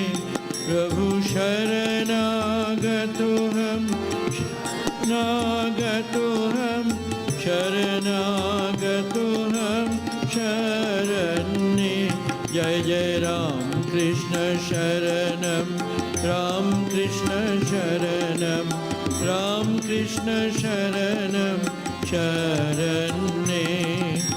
नमो श्री गुरवे, नमो श्री गुरवे, नमो श्री गुरवे, नमो नमो नमो नमो श्री गुरवे, नमो श्री गुरवे, नमो श्री गुरवे, नमो नमो। जय जय राम कृष्ण शरणम, राम कृष्ण शरणम, राम कृष्ण शरणम शरण्ये। राम कृष्ण जय जय राम कृष्ण, राम कृष्ण जय जय राम कृष्ण, राम कृष्ण जय जय राम कृष्ण, राम कृष्ण जय जय राम कृष्ण, राम कृष्ण जय जय राम कृष्ण, राम कृष्ण जय जय राम कृष्ण। राम कृष्ण शरणम, राम कृष्ण शरणम, राम कृष्ण शरणम शरण्ये। जय जय राम कृष्ण शरणम, राम कृष्ण शरणम, राम कृष्ण शरणम शरण्ये। जय श्री गुरु महाराज जी की जय, जय महामाई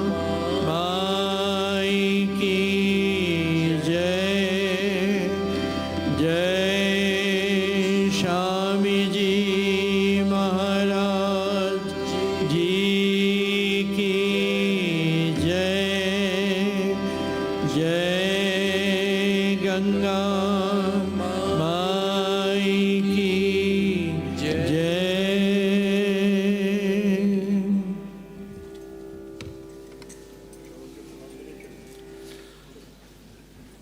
সকলকে শুভরাত্রি জানিয়ে আমাদের অনুষ্ঠান এখানেই সমাপ্ত ঘোষণা করলাম।